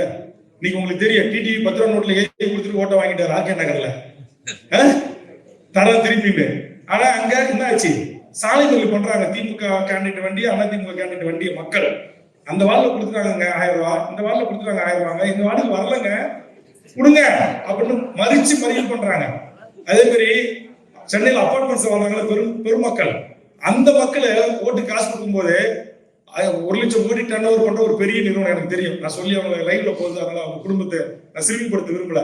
அந்த அம்மா பெல் அடிச்சு வெளியில வந்து அந்த கார்ல இறங்கி போனவங்களை வீட்டுல போய் இறங்கி காரை வச்சு கேட்கலாம், எல்லா பிளாட்டும் கொடுத்தீங்க, என் பிளாட்டை மட்டும் ஏன் கூப்பிடுறது? அந்த நிறுவனத்துடைய டர்ன் ஓவர் 1 லட்சம் கோடி. மக்களுடைய மனநிலை, அரசாங்கம் இலவசம் இருந்தாலும் சரி, ஓட்டுக்கு பெரிய கட்சி காசு கொடுத்தாலும் சரி, நீ எனக்கு கொடுற அப்படின்னு ஒரு மனநிலைக்கு மக்கள் தள்ளப்பட்டாங்க. அப்படி அந்த மனநிலையில தமிழ்நாட்டில் இப்படி மக்கள் வந்து மனங்களில் அப்படி ஊறி போயிருக்காங்க. இதை வந்து நீங்க வந்து ஊழல் இருக்கு, லஞ்சம் இருக்கு அப்படின்னு சொன்னாக்கா அது வந்து மக்களும் மாறணும், மக்களும் மாறணும், அரசியல் கட்சிகளும் மாறினாங்க, எந்த மாற்று கருத்து இல்லை. ரொம்ப ரொம்ப நன்றி. 1 மணி நேரம் தான், அவ்வளவுதான் பேசுறதுக்கு சொல்லிட்டேன், பேச்சு கிடையாது. நன்றி. 9 இனிமேல்லாம் பேசி சோதிக்க நான் விரும்பவே இல்லை.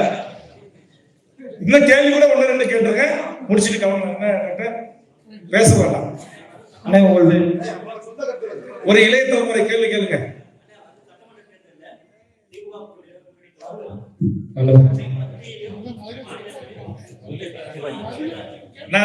நான் முதல்ல சொல்லிட்டேன், நாங்க வந்து திமுக மீது எனக்கு அப்படியே ரொம்ப happy, I am very happy அப்படின்னு நீங்க இருக்கிறீங்களான்னு கேட்டானா இல்லைன்னு சொல்லுவாங்க.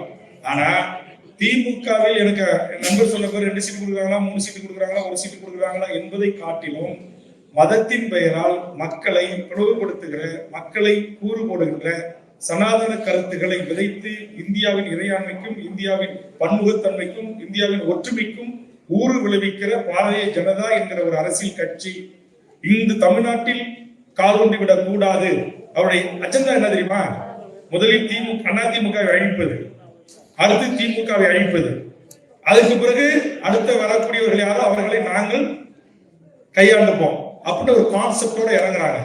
அப்ப அதனால நான் என்ன சொல்ல வரேன்னா, இங்கு திமுக அதிமுக என்கிற இருவரும் திராவிட கட்சிகளையும் அழிக்க நினைக்கின்ற பாரதிய ஜனதா என்கிற அரசியல் கட்சி தமிழ்நாட்டில் எந்த ஒரு இடத்தில் வெற்றி பெறக்கூடாது. இப்ப நாளைக்கே எதிர்க்கட்சியினுடைய தலைவர் ஒரு சின்ன கடைக்கத்தை காட்டினா போதும், இந்திய நாட்டுடைய ஒரு மிக உயர்ந்த பதவியை அவர் வர முடியும், சட்டத்துறை அமைச்சருக்கே கூட வர முடியும். நீ கம்யூனிஸ்ட் சிற சமரசம் செஞ்சா அவங்களுக்கு இன்னைக்கு பிஜேபி எந்த அமௌண்ட் கொடுக்கும். இப்ப நான் கூட என்கிட்டயும் பேர் பேசுறாங்க, ஓப்பனா சொல்றேன், என்கிட்டயும் மத்திய சுகாதாரத்துறை அமைச்சராக இருந்த அன்புமணி போல் நீங்கள் பிஜேபி ஆதரிங்கள், உங்களுக்கு ஒரு எம்பி தரோம், உங்களை மத்திய கேபினட் அமைச்சராகணும்னு போன தேர்தலில் வந்து பொன் ராதாகிருஷ்ணன் பல தலைவர்கள் என்னுடைய அறையில வந்து சந்திச்சு மணிக்கணக்கா பேசிக்கிறாங்க. ஓப்பனா சொல்றேன் இந்த கூட்டத்துல. ஆக வளர்ந்து வருகிற வேல்முருகனையே பதவி ஆசை காட்டி, பணம் ஆசை காட்டி தன் பக்கம் ஈர்க்க நினைக்கிற பாரதிய ஜனதா என்கிற மனித, இன்னைக்கு பாத்தீங்களா உத்தரப்பிரதேசல ஹோலி பண்டிகை வந்துச்சு ஒரு 3 மாசம் முன்னாடி. அப்போ ஒரு பள்ளி வாசல் அவங்க கூட்டிக்கிட்டு கதவை சாத்திட்டு அவங்க அமைதியா அங்க தொழில் செய்யறாங்க.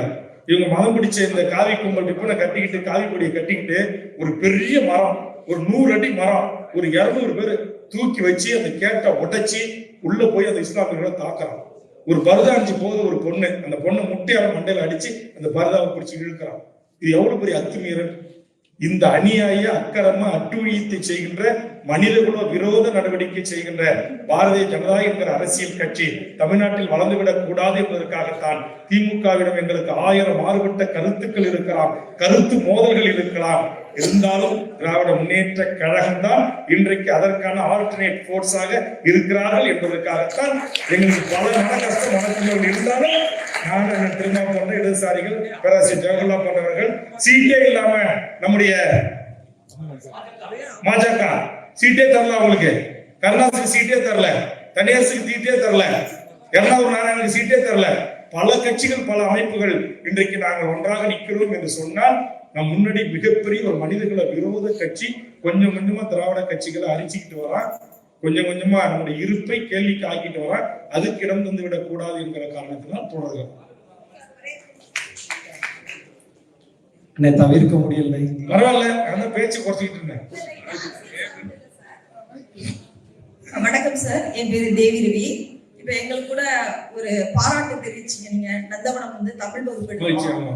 ஆமா சார், நாளைக்கு வந்து இன்னைக்கு வந்து அவங்களுக்காக நாங்க வகுப்படுகிறோம். அந்த ஏரியால 4 ஏரியால எடுக்கிறோம். நாளைக்கு வந்து சால்மியா, அப்பாசியா, மங்காப் இந்த 3 இடத்துல எடுக்கிறோம் சார்.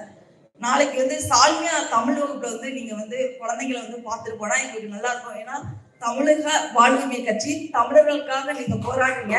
நம்ம தமிழ் சமூகம் அடுத்த தலைமுறைக்கு இந்த பாடத்திட்டத்தை எடுத்துட்டு போனா அடுத்த தலைமுறை வந்து நம்ம பசங்க தமிழ் கத்துக்கிறாங்க. அவங்களுக்கு வந்து ஒரு 5 நிமிஷம் நீங்க ஒதுக்கி அவங்க வந்து பார்வையிட்டு ஒரு சின்ன அறிவுரை மட்டும் கூறிட்டு போனோம்னு தாழ்மையிடம் கேட்டுக்கொள்கிறேன். 5 மணி அளவில் விமானம், நான் வந்து 2 மணிக்கு அறையிலிருந்து கிளம்பி விமான நிலையத்துக்கு போகணும். 3 மணி நேரத்துக்கு முன்னதாக காலையில விடுதலை சிறுத்தைகள் தோழர்கள் உள்ளிட்ட தோழமை அமைப்புகள் எல்லாரும் சந்திக்க நேரம் கேட்டிருக்காங்க. காலை உணவு நான் தங்கி இருக்கிற ஹோட்டல்ல எனக்கு இலவசமா கொடுக்குறாங்க. இல்ல அதை சாப்பிடாதீங்க, நாங்க கொடுக்குற இட்லியோ தோசையோ சாப்பிடுங்கன்னு கூப்பிட்டுருக்காங்க அன்பால. அதற்காக ஒத்துக்கொண்டு இருக்கிறேன். அதை முடித்து விட்டு கண்டிப்பா நேரம் இருப்பினும் நான் வந்து பிரான்ஸ், ஐரோப்பிய நாடுகள் முழுவதும் விடுதலை புலிகள் உருவாக்கப்பட்ட டிசிசி என்கிற தமிழ் ஒருங்கிணைப்பு குழு சார்பா தென்னாப்பிரிக்கா வரையிலும் சென்று உலகம் முழுவதும் நான் வந்து தமிழ் பள்ளிகளுக்கும் தமிழ் மாணவர்களும் உரையாடுவது வழக்கம். கண்டிப்பா இங்க தமிழ் பள்ளிகள் இருக்கு, நீங்க அதை பண்ணிட்டு வரீங்க போது உண்மையிலேயே மற்றற்ற மகிழ்ச்சி. அதுவும் என்ன ஒரு அரசியல் கட்சி தலைவராக இருந்தாலும் பரவாயில்ல, நீங்க வாங்க அப்படின்னு கூப்பிடுறீங்க. கண்டிப்பா எப்படியாவது இந்த நேர நெருக்கடிக்கு இடையில் உங்கள் அழைப்பு ஏற்று 199% வருவதற்கு முயற்சி பண்ணலாம். அந்த குழந்தைகளை கண்டிப்பா நான் பார்க்கிறேன். எங்களோட வகுப்பு நேரம் வந்து காலை 10 to 12 தான். அந்த 2 மணி நேரம் தான். அந்த 2 மணி நேரம் இடையில கண்டிப்பா வரலாம். அதுக்குள்ள முடிந்தால் வந்து சொன்னீங்க. கண்டிப்பா கட்டாயம் இல்லை. கண்டிப்பா. நன்றி சார். அண்ணே ரொம்ப நன்றினே. நான் ஒரே ஒரு நன்றி சொல்லிக்கிறேனே, என்னை போன்ற இளைஞர்களை நான் நன்றி சொல்லணும் எல்லாருக்கும். முடிக்கலையா? அதுக்கு முன்னாடி சொல்லிடுறேன். சரி சரி. என்னை இந்த கோயத்தில் செதுக்கியது உங்களுக்கு தெரியுமே அண்ணன் நியாஸ்னன், எங்களுடைய மாவட்ட செயலாளர். எங்களுடைய ஒவ்வொரு அசைவையும் ஊர்ல இருந்து போன் போட்டு செய்யக்கூடியவர். உண்மையான ஒரு இளைஞர்களை செதுக்கக்கூடியவருக்கு மாநில இளைஞரணி செயலாளர் பதவி கொடுத்ததற்கு இந்த நேரத்தில் உங்களுக்கு நன்றியை தெரிவிச்சுக்கோங்க. எங்க அது பேர்லாம் சொல்லி கேட்டேன்.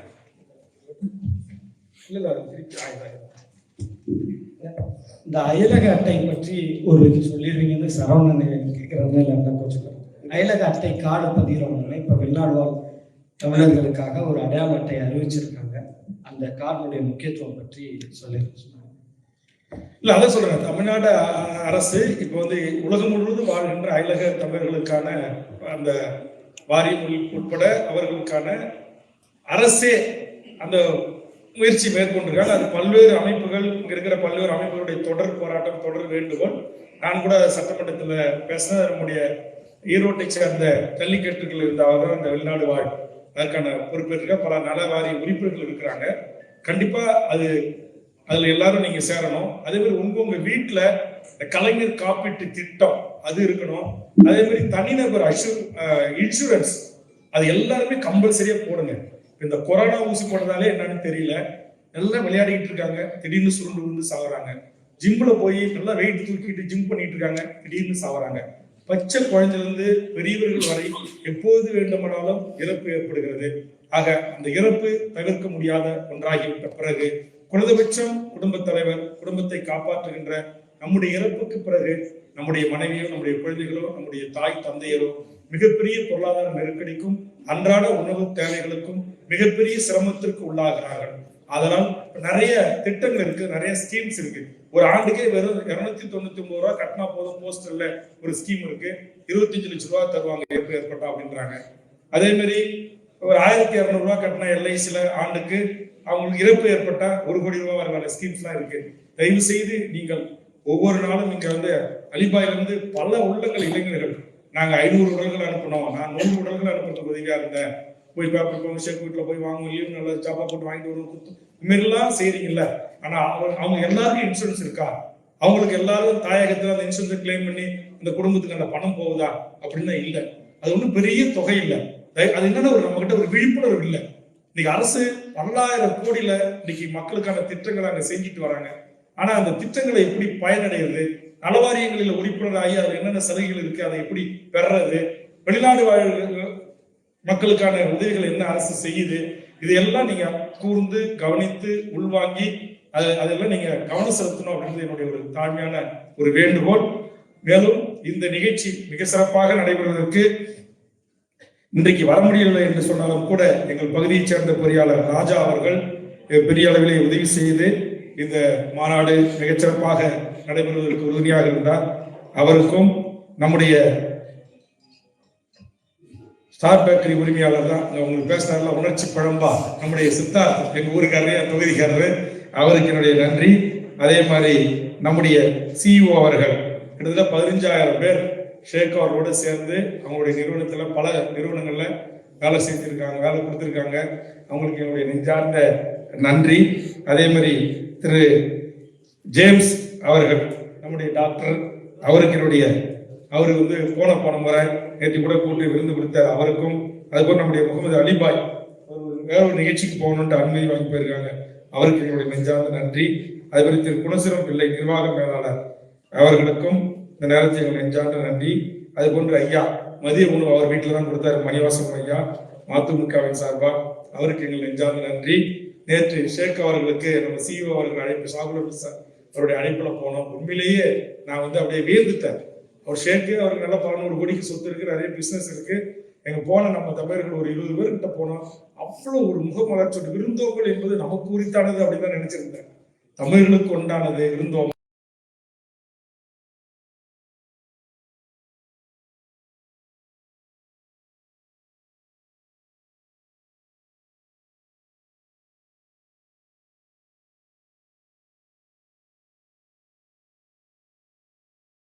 அப்படின்னு நேத்திக்கு குவைத்தினுடைய ஷேக் அப்துல்லா சொல்லியிருக்காரு, சொல்றாரு வாங்க வந்திருக்காரு. அங்க வந்து ஒரு விருந்தினர் ஒரு 10 ஏக்கர்ல கெஸ்ட் ஹவுஸ் மாதிரி பண்ணி பண்ணை வீடு வச்சிருக்காரு. போன உடனே பேசிக்கிட்டே இருந்தோம். அவர் என்ன இப்படிதான் எனக்கு பிடிச்சது என்னன்னே தெரியல. உடனே சொல்லிட்டாரு, இது உங்கள் வீடு மாதிரி, அடுத்த முறை வந்தால் நீங்க இங்கதான் தங்கணும், அடுத்த முறை விமான நிலையத்திற்கு நானே வந்து உங்களை வரவேற்கிறேன் அப்படின்னு சொல்லிட்டு ஒரு 40-50 ஐட்டம் வச்சு விருந்தோம்பல் தமிழர்களுக்கு போட்டியா ஒரு விருந்தோம்பல் நடத்தினாரு. நீங்க அவர் மேடைக்கு வரதுனாலும் சிஓ அவர்கள், சாகுலர்கள், நீங்க அவர்களுடைய நெஞ்சார்ந்த நன்றி அவர்கள் நீங்க சொல்லுங்க. அதே மாதிரி இங்க கொடையாளர்கள் ஒரு 6 நாள் இருக்கும்போது தான் சொன்னேன், நான் வேறு ஒரு அவசரமான ஒரு மிக முக்கியமான ஒரு சந்திப்புக்காக இங்க நான் வந்தேன்.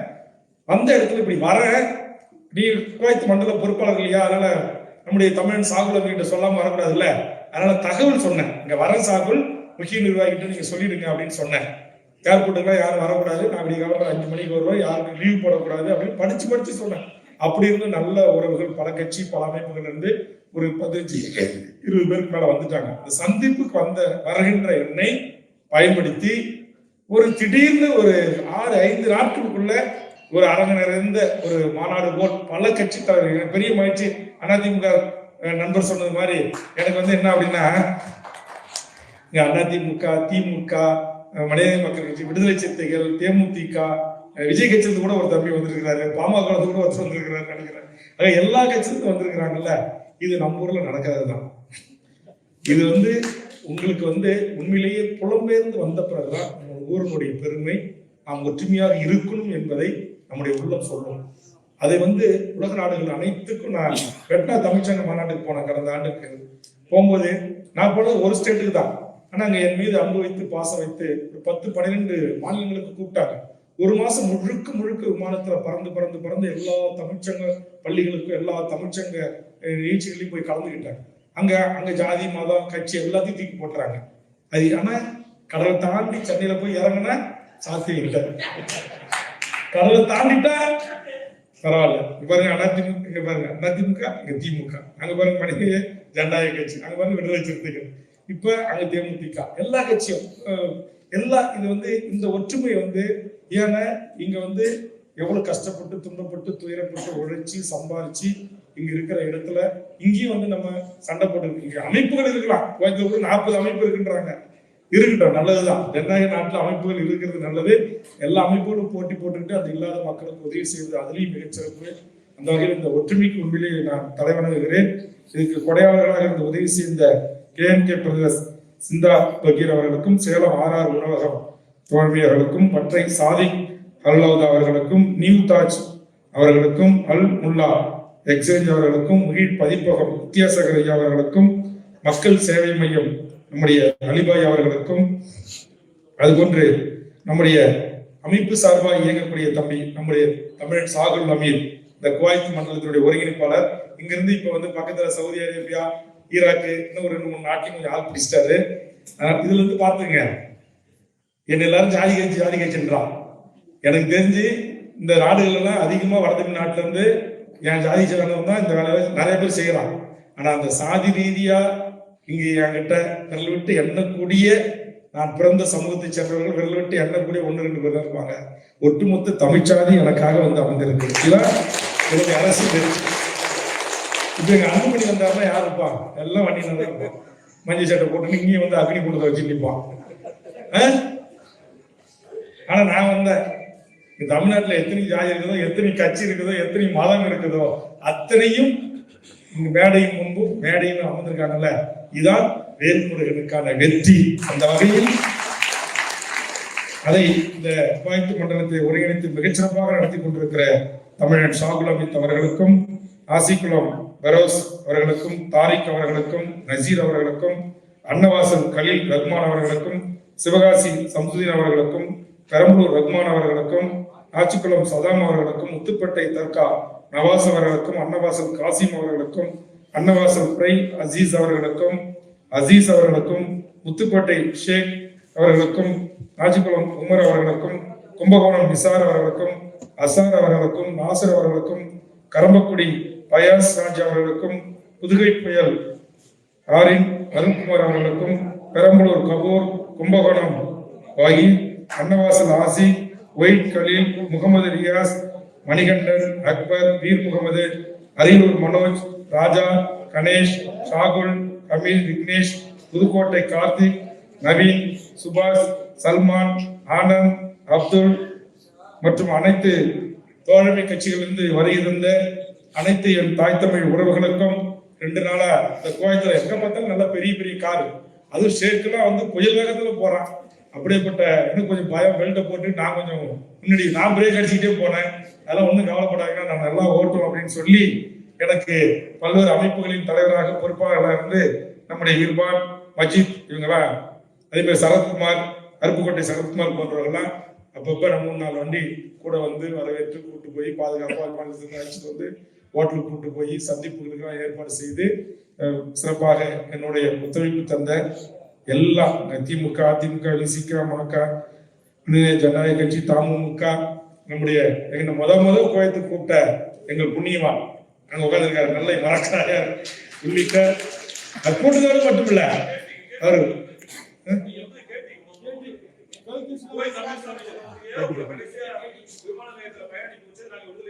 ஆமா அது 50 பேருக்கு மேல கடைசி வரைக்கும் அதான் இஸ்லாமிய அமைப்பேர் தெரியல.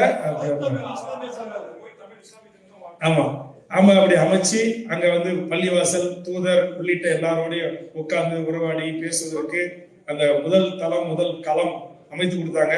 அதே மாதிரி இந்த கோயத்துல நம்ம தமிழ் சாகுல எனக்கு கொடுத்தது எங்க புதுக்கோட்டை மாவட்ட செயலாளர். அவருடைய உழைப்புக்காக இன்றைக்கு அவருக்கு என் கட்சியினுடைய மாநில இளைஞரணி செயலாளர் என்கிற பதவியை நாங்கள் வந்திருக்கிறோம். அந்த அளவுல அங்க ஒரே டென்ஷன் தான், அங்க ஒரே பயங்கர டென்ஷன், ஒரு மூட சூட ஒரே இருக்கும். அப்ப இங்க வந்தா இப்ப இங்க வந்தா டென்ஷன் ஆகிடும் பண்றது. இதுல 40 அமைப்புல எந்த அமைப்பு பாக்குறது, எந்த அமைப்பு இருக்குது. விடுதலை சிறுத்தை காலையில நல்ல ஹோட்டல்ல ரூம் போட்டு கொடுத்துருக்காங்க. என் கிளாஸ்மேட், என் நண்பர், என் ஊருக்கார ராஜா.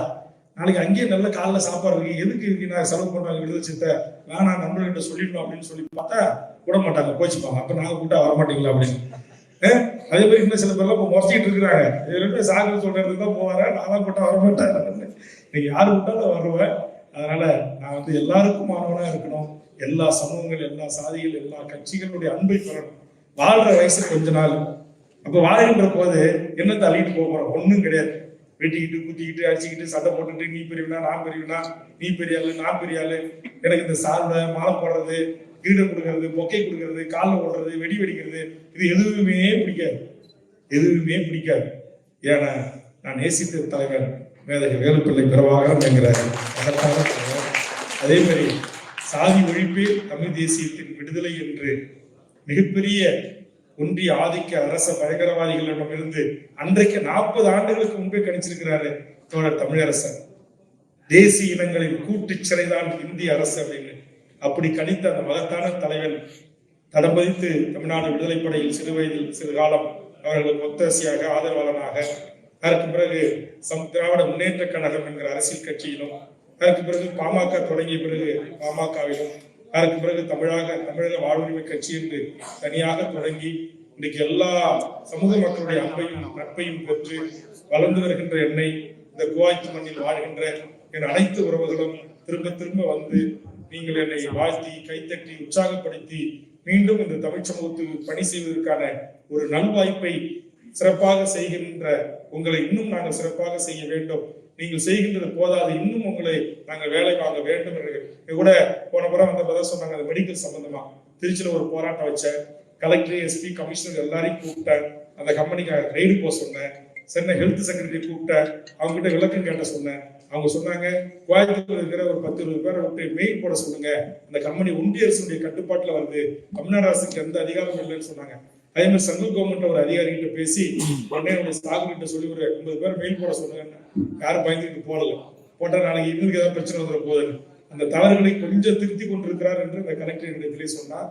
நான் தமிழ்நாடு அரசு, தமிழ்நாடு முதலமைச்சர் அவர்கள் எனக்கு தமிழ்நாடு அரசு உறுதிமொழி குழு தலைவர் என்கிற ஒரு பதவி, கவர்மெண்ட் அஷூரன்ஸ் கமிட்டி சேர்பர்சன், சாதாரண பிவிஓனுடைய உதவியாளர், நம்ம கிராமத்தில் சொல்லுவாங்க தலையாரிமாக, அவர் உதவியாளர், அவர்களை தொடங்கி இந்த நாட்டுடைய சீஃப் செக்ரட்டரி வரை எவரை வேண்டுமானாலும் எப்ப வேண்டுமானாலும் அழைத்து அவர்கள் ஆய்வு கூட்டங்களை நடத்தி முதலமைச்சர், அமைச்சர் பெருமக்கள், துணை முதலமைச்சர், சட்டப்பேரவையில் மக்களுக்கான அறிவித்த திட்டங்கள் நிறைவேறி இருக்கிறதா இல்லையா, எத்தனை சதவீத பணிகள் நடந்திருக்கு, எத்தனை கோடி ரூபாய் நடந்திருக்கு என்பதை எல்லாம் ஆய்வு செய்கின்ற ஒரு மாவட்டத்துக்கு நான் போறேன்னா கலெக்டர், எஸ்பி, மாநகர கமிஷனர், மாநகர போலீஸ் கமிஷனர் உட்பட அந்த டிஸ்ட்ரிக்ட்ல இருக்க அத்தனை அதிகாரிகள் ஆஜராகணும். அத்தனை அதிகாரிகளையும் நிறுத்தி கேள்வி கேட்டு அந்த திட்டத்தை விரைவுபடுத்துகிற அந்த அதிகார பதவியை தலைவர் கலைஞர் அவர்கள் எனக்கு 2006-11 வரையில் வழங்கினார். அவருடைய மகன் தமிழ்நாடு முதலமைச்சர் ஸ்டாலின் அவர்களும் இந்த 4 ஆண்டு காலம் இந்த பதவியை எனக்கு வழங்கினார். உண்மையிலேயே அது எனக்கு ஏதாவது ஒரு போதுமான மன நிறைவு தான். அது கிட்டத்தட்ட ஒரு நடமாடும் சட்டமன்றம். அது நான் எனக்கு சைரன் காரு, போலீஸ் அணிவகுப்பு மரியாதை, எத்தனை tahsildar, RTO, collector, sub collector, additional collector, எத்தனை மாவட்டத்தில் ஒரு உயரதிகாரி கலெக்டர் வரையில எத்தனை பேர் இருப்பாங்க, அத்தனை பேர் வருவாங்க. அப்புறம் சென்னை கோட்டையில் ஆய்வு செய்யும் போது அத்தனை துறை செயலாளர்கள், அத்தனை துறை தலைவர்கள் எல்லாரையும் அழைத்து தமிழ்நாடு முழுக்க மக்களுடைய பிரச்சனைகளை ஆய்வு செய்கின்ற அதிகாரம் அளித்த அந்த குழு, இந்த தலைவர் பதவி, அது ஒரு 4 ஆண்டு காலம் இப்ப இருக்கிறார்.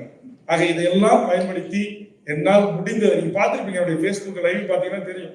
பிஹெச்சுக்கு போவேன், மெடிக்கல் கல்லூரி ஹாஸ்பிட்டலுக்கு போவேன். இப்போ கூட தேனியில நான் போய் கமிட்டியில பரிந்துரை பண்ணிட்டு வந்தேன். நேற்றுக்கு என்னுடைய மாசு அண்ணன் கேத்தலக் கருவி கிட்டத்தட்ட 13 கோடி ரூபாயில எம்ஆர்ஐ ஸ்கேன், கேத்தலக், சிடி ஸ்கேனர் அந்த மருத்துவக் கல்லூரிக்கு திமுக அரசு இன்றைக்கு நிறுவி இருக்கிறது. இப்படி எண்ணற்ற விஷயங்கள் நம்மளால சொல்ல முடியும். இன்னைக்கு நிறைய பேர் சொல்றா தமிழ்நாட்டுல எங்க முன்னேறிச்சு, தமிழ்நாட்டுல எங்க இருக்குன்னு. நீங்க ஒவ்வொரு கிராமத்துக்கும் போய் பாருங்க. ஒரு நூலகம் இருக்கு, ஒரு பிஹெச் இருக்கு, ஒரு அரசு பள்ளி இருக்கு, ஒரு சத்துணவு கூட இருக்கு, ஒன்னே ஒண்ணு கூட இருக்கு, டாஸ்மாக் கடை. அதை மூடணும்னு தான் சொல்றோம். ஆனா அதுக்கான ஒரு முயற்சி எடுத்துக்கிட்டு தான் இருக்கிறோம், போராடிட்டு தான் இருக்கோம் எங்களை போட்டவர்கள் எல்லாம். ஆனா அது ஒண்ணு மைனஸ் பாயிண்ட் வச்சுக்கலாம்.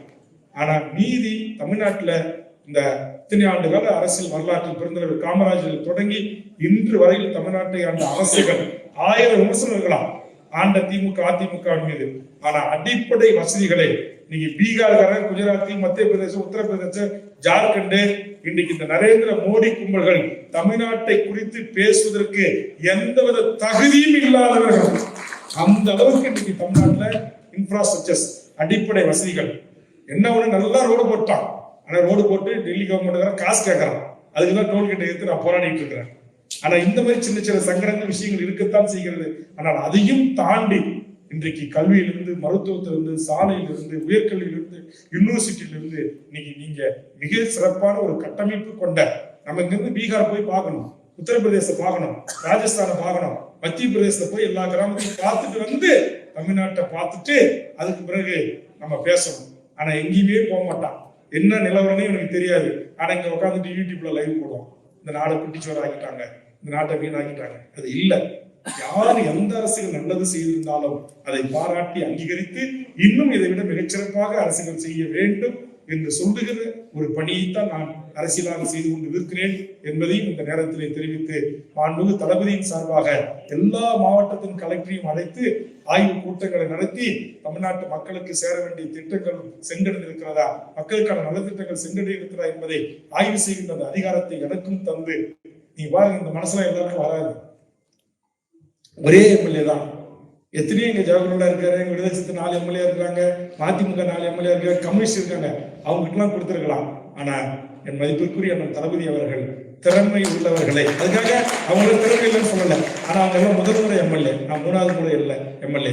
ஏற்கனவே இந்த பதவியை நிர்வகித்து மிகச்சிறப்பாக பணியாற்றிருக்கிறேன், அரசு இயந்திரத்தை இயக்கியிருக்கிறேன். அதற்காக எனக்கு அந்த பதவியை தந்து இன்றைக்கு அந்த பதவியினூடாக ஏழை எளிய மக்களுக்கு பட்டா மாற்றம், வீடு, கலைஞை வீட்டு திட்டம், காப்பீட்டு திட்டம், இந்த மாதிரி சின்ன சின்ன உதவிகளை என்னால் முடிந்த அளவுக்கு ஒவ்வொரு மாவட்டத்திலும் நூற்றுக்கணக்கான ஏழை எளிய மக்களுக்கு ஒரு நன்மை பயக்கக்கூடிய பணிகளையும் செய்கின்ற நல்வாய்ப்பை நான் இந்த முறை பெற்று அதையும் செய்து வருகிறேன். ஆக இதற்கெல்லாம் செய்வதற்கு இங்க உட்கார்ந்திருக்கிற பெரும்பான்மை கூட்டணி கட்சி நண்பர்களுடைய உழைப்பு, குறிப்பா என் தொகுதியிலே ஏற்கனவே நான் சொன்னேன், இஸ்லாமியர்களும் விடுதலை சிறுத்தைகளுடைய கடுமையான உழைப்பு, இந்த இருவரும் மக்களுடைய வாக்குகளில் தான் நான் வெற்றி பெற்றேன் என்பதை நான் பல கூட்டங்களிலே அறிவித்திருக்கிறேன். அந்த மக்களுக்கும் அதுபோல வாக்களித்து வெற்றி பெற செய்த மக்களுக்கும் நன்றியுள்ளவனாகத்தான் இன்றைக்கு கலை அறிவியல் கல்லூரி, 100 கோடி ரூபாய் செட்டம், 100 பெட்டட் மருத்துவமனை பண்ருட்டில, நெல்லிக்குத்திர வட்டார மேம்படுத்தப்பட்ட மருத்துவமனை என்று இன்னைக்கு எல்லாம் ஒரு தண்ணீர் பெற்ற ஒரு தொகுதியாக என் தொகுதியை மாற்றிருக்கிறேன். நீங்க எந்த தெருவுக்கு சாலை கேட்டாங்களோ அத்தனைக்கும் கிட்டத்தட்ட ஒரு 600 கோடி ரூபாயில சாலை பணிகள் செஞ்சிருக்கிறோம். செக்டான் பட்டாம்பகத்தில் ஒரே குடும்பத்தை சேர்ந்த 7 தலித் உறவுகள் குளிக்க போய் துணி துவைக்க போய் அந்த மண்ணு திரண்டத்துல மாட்டிட்டு செத்து போயிட்டாங்கன்னு சொல்லி தலைவிகிட்ட சண்டையிட்டு பயங்கர நிதி நெருக்கடிக்கு இடையில இன்னைக்கு பட்டாம்பாக்கத்துல 63 கோடி ரூபாயில தடுப்பணை, அது போன்று இன்னைக்கு இடதுவி மங்கலத்துல 84 கோடி ரூபாய் தடுப்பணை என்று பல பிரச்சனைகள். நெல்லிக்குத்தில் பெரும்பான்மை இஸ்லாமிய மக்களிடம் அந்த கோரிக்கை மேம்படுத்தப்பட்ட மருத்துவமனையாக இன்னைக்கு புது கட்டணம் 1.5 கோடி ரூபாயில கட்டிட்டு இருக்கிற மேம்படுத்தப்பட்ட மருத்துவமனை விரைவில் மாசுவாரி வைத்து நம்ம திறக்க இருக்கிறோம். பண்ருட்டில் 89 கட்டின மருத்துவமனை இடிச்சுட்டு 100 பெட்டட் மருத்துவமனையை கட்டிட்டு இருக்கிறோம். இது எல்லாம் இந்த எம்எல்ஏ என்கிற பதவியை பயன்படுத்தி இந்த மக்களுக்கு நான் செய்தது. ஆக கிடைத்த பதவியை பயன்படுத்தி மக்களுக்கு பணி செய்வதும், பதவியில் என்று சொன்னாலும் கூட வெகு மக்களை அணிதிரட்டி, ஒத்த கருத்துள்ள இயக்கங்களை அணிதிரட்டி மக்களுக்காக வாழ்வுரிமை பிரச்சனைகளுக்காக போராடுவதுமே இலக்காக கொண்டு தமிழக வாழ்வுரிமை கட்சி பயணிக்கிறது, சாதி மதங்களை கடந்து. அந்த வகையில் இந்த குவைத் நாட்டில் தமிழக வாழ்வுரிமை கட்சி என்று நாங்கள் இயங்க முடியாது.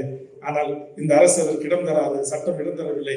அதனால்தான் அருமை தம்பி சாகுல் அமீது அவர்கள் இங்கு தமிழர் வாழ்வுரிமை இயக்கம் என்கிற பெயரிலே ஒருங்கிணைத்திருக்கிறார்கள். இங்கு ஆண்ட கட்சிகளும் ஆளுகின்ற கட்சிகளும் கூட்டணி கட்சிகளும் வலுவான மக்கள் செல்வாக்கு பெற்ற அரசியல் கட்சிகளும் அதையெல்லாம் கடந்து ஒற்றுமையாக திறந்து இந்த அரங்கம் முழுவதும் மணி 9:15 ஆவது இதுவரையிலும் வந்து என்னை வாழ்த்தி சிறப்பு செய்து என்னை பாராட்டி பங்கெடுத்துக் கொண்டமைக்காக தமிழக வாழ்வுரிமை கட்சியின் சார்பாகவும் குவைத் தமிழர் வாழ்வுரிமை இயக்கத்தின் சார்பாகவும் என் நெஞ்சார்ந்த நன்றியை தெரிவித்து எல்லாருக்கும்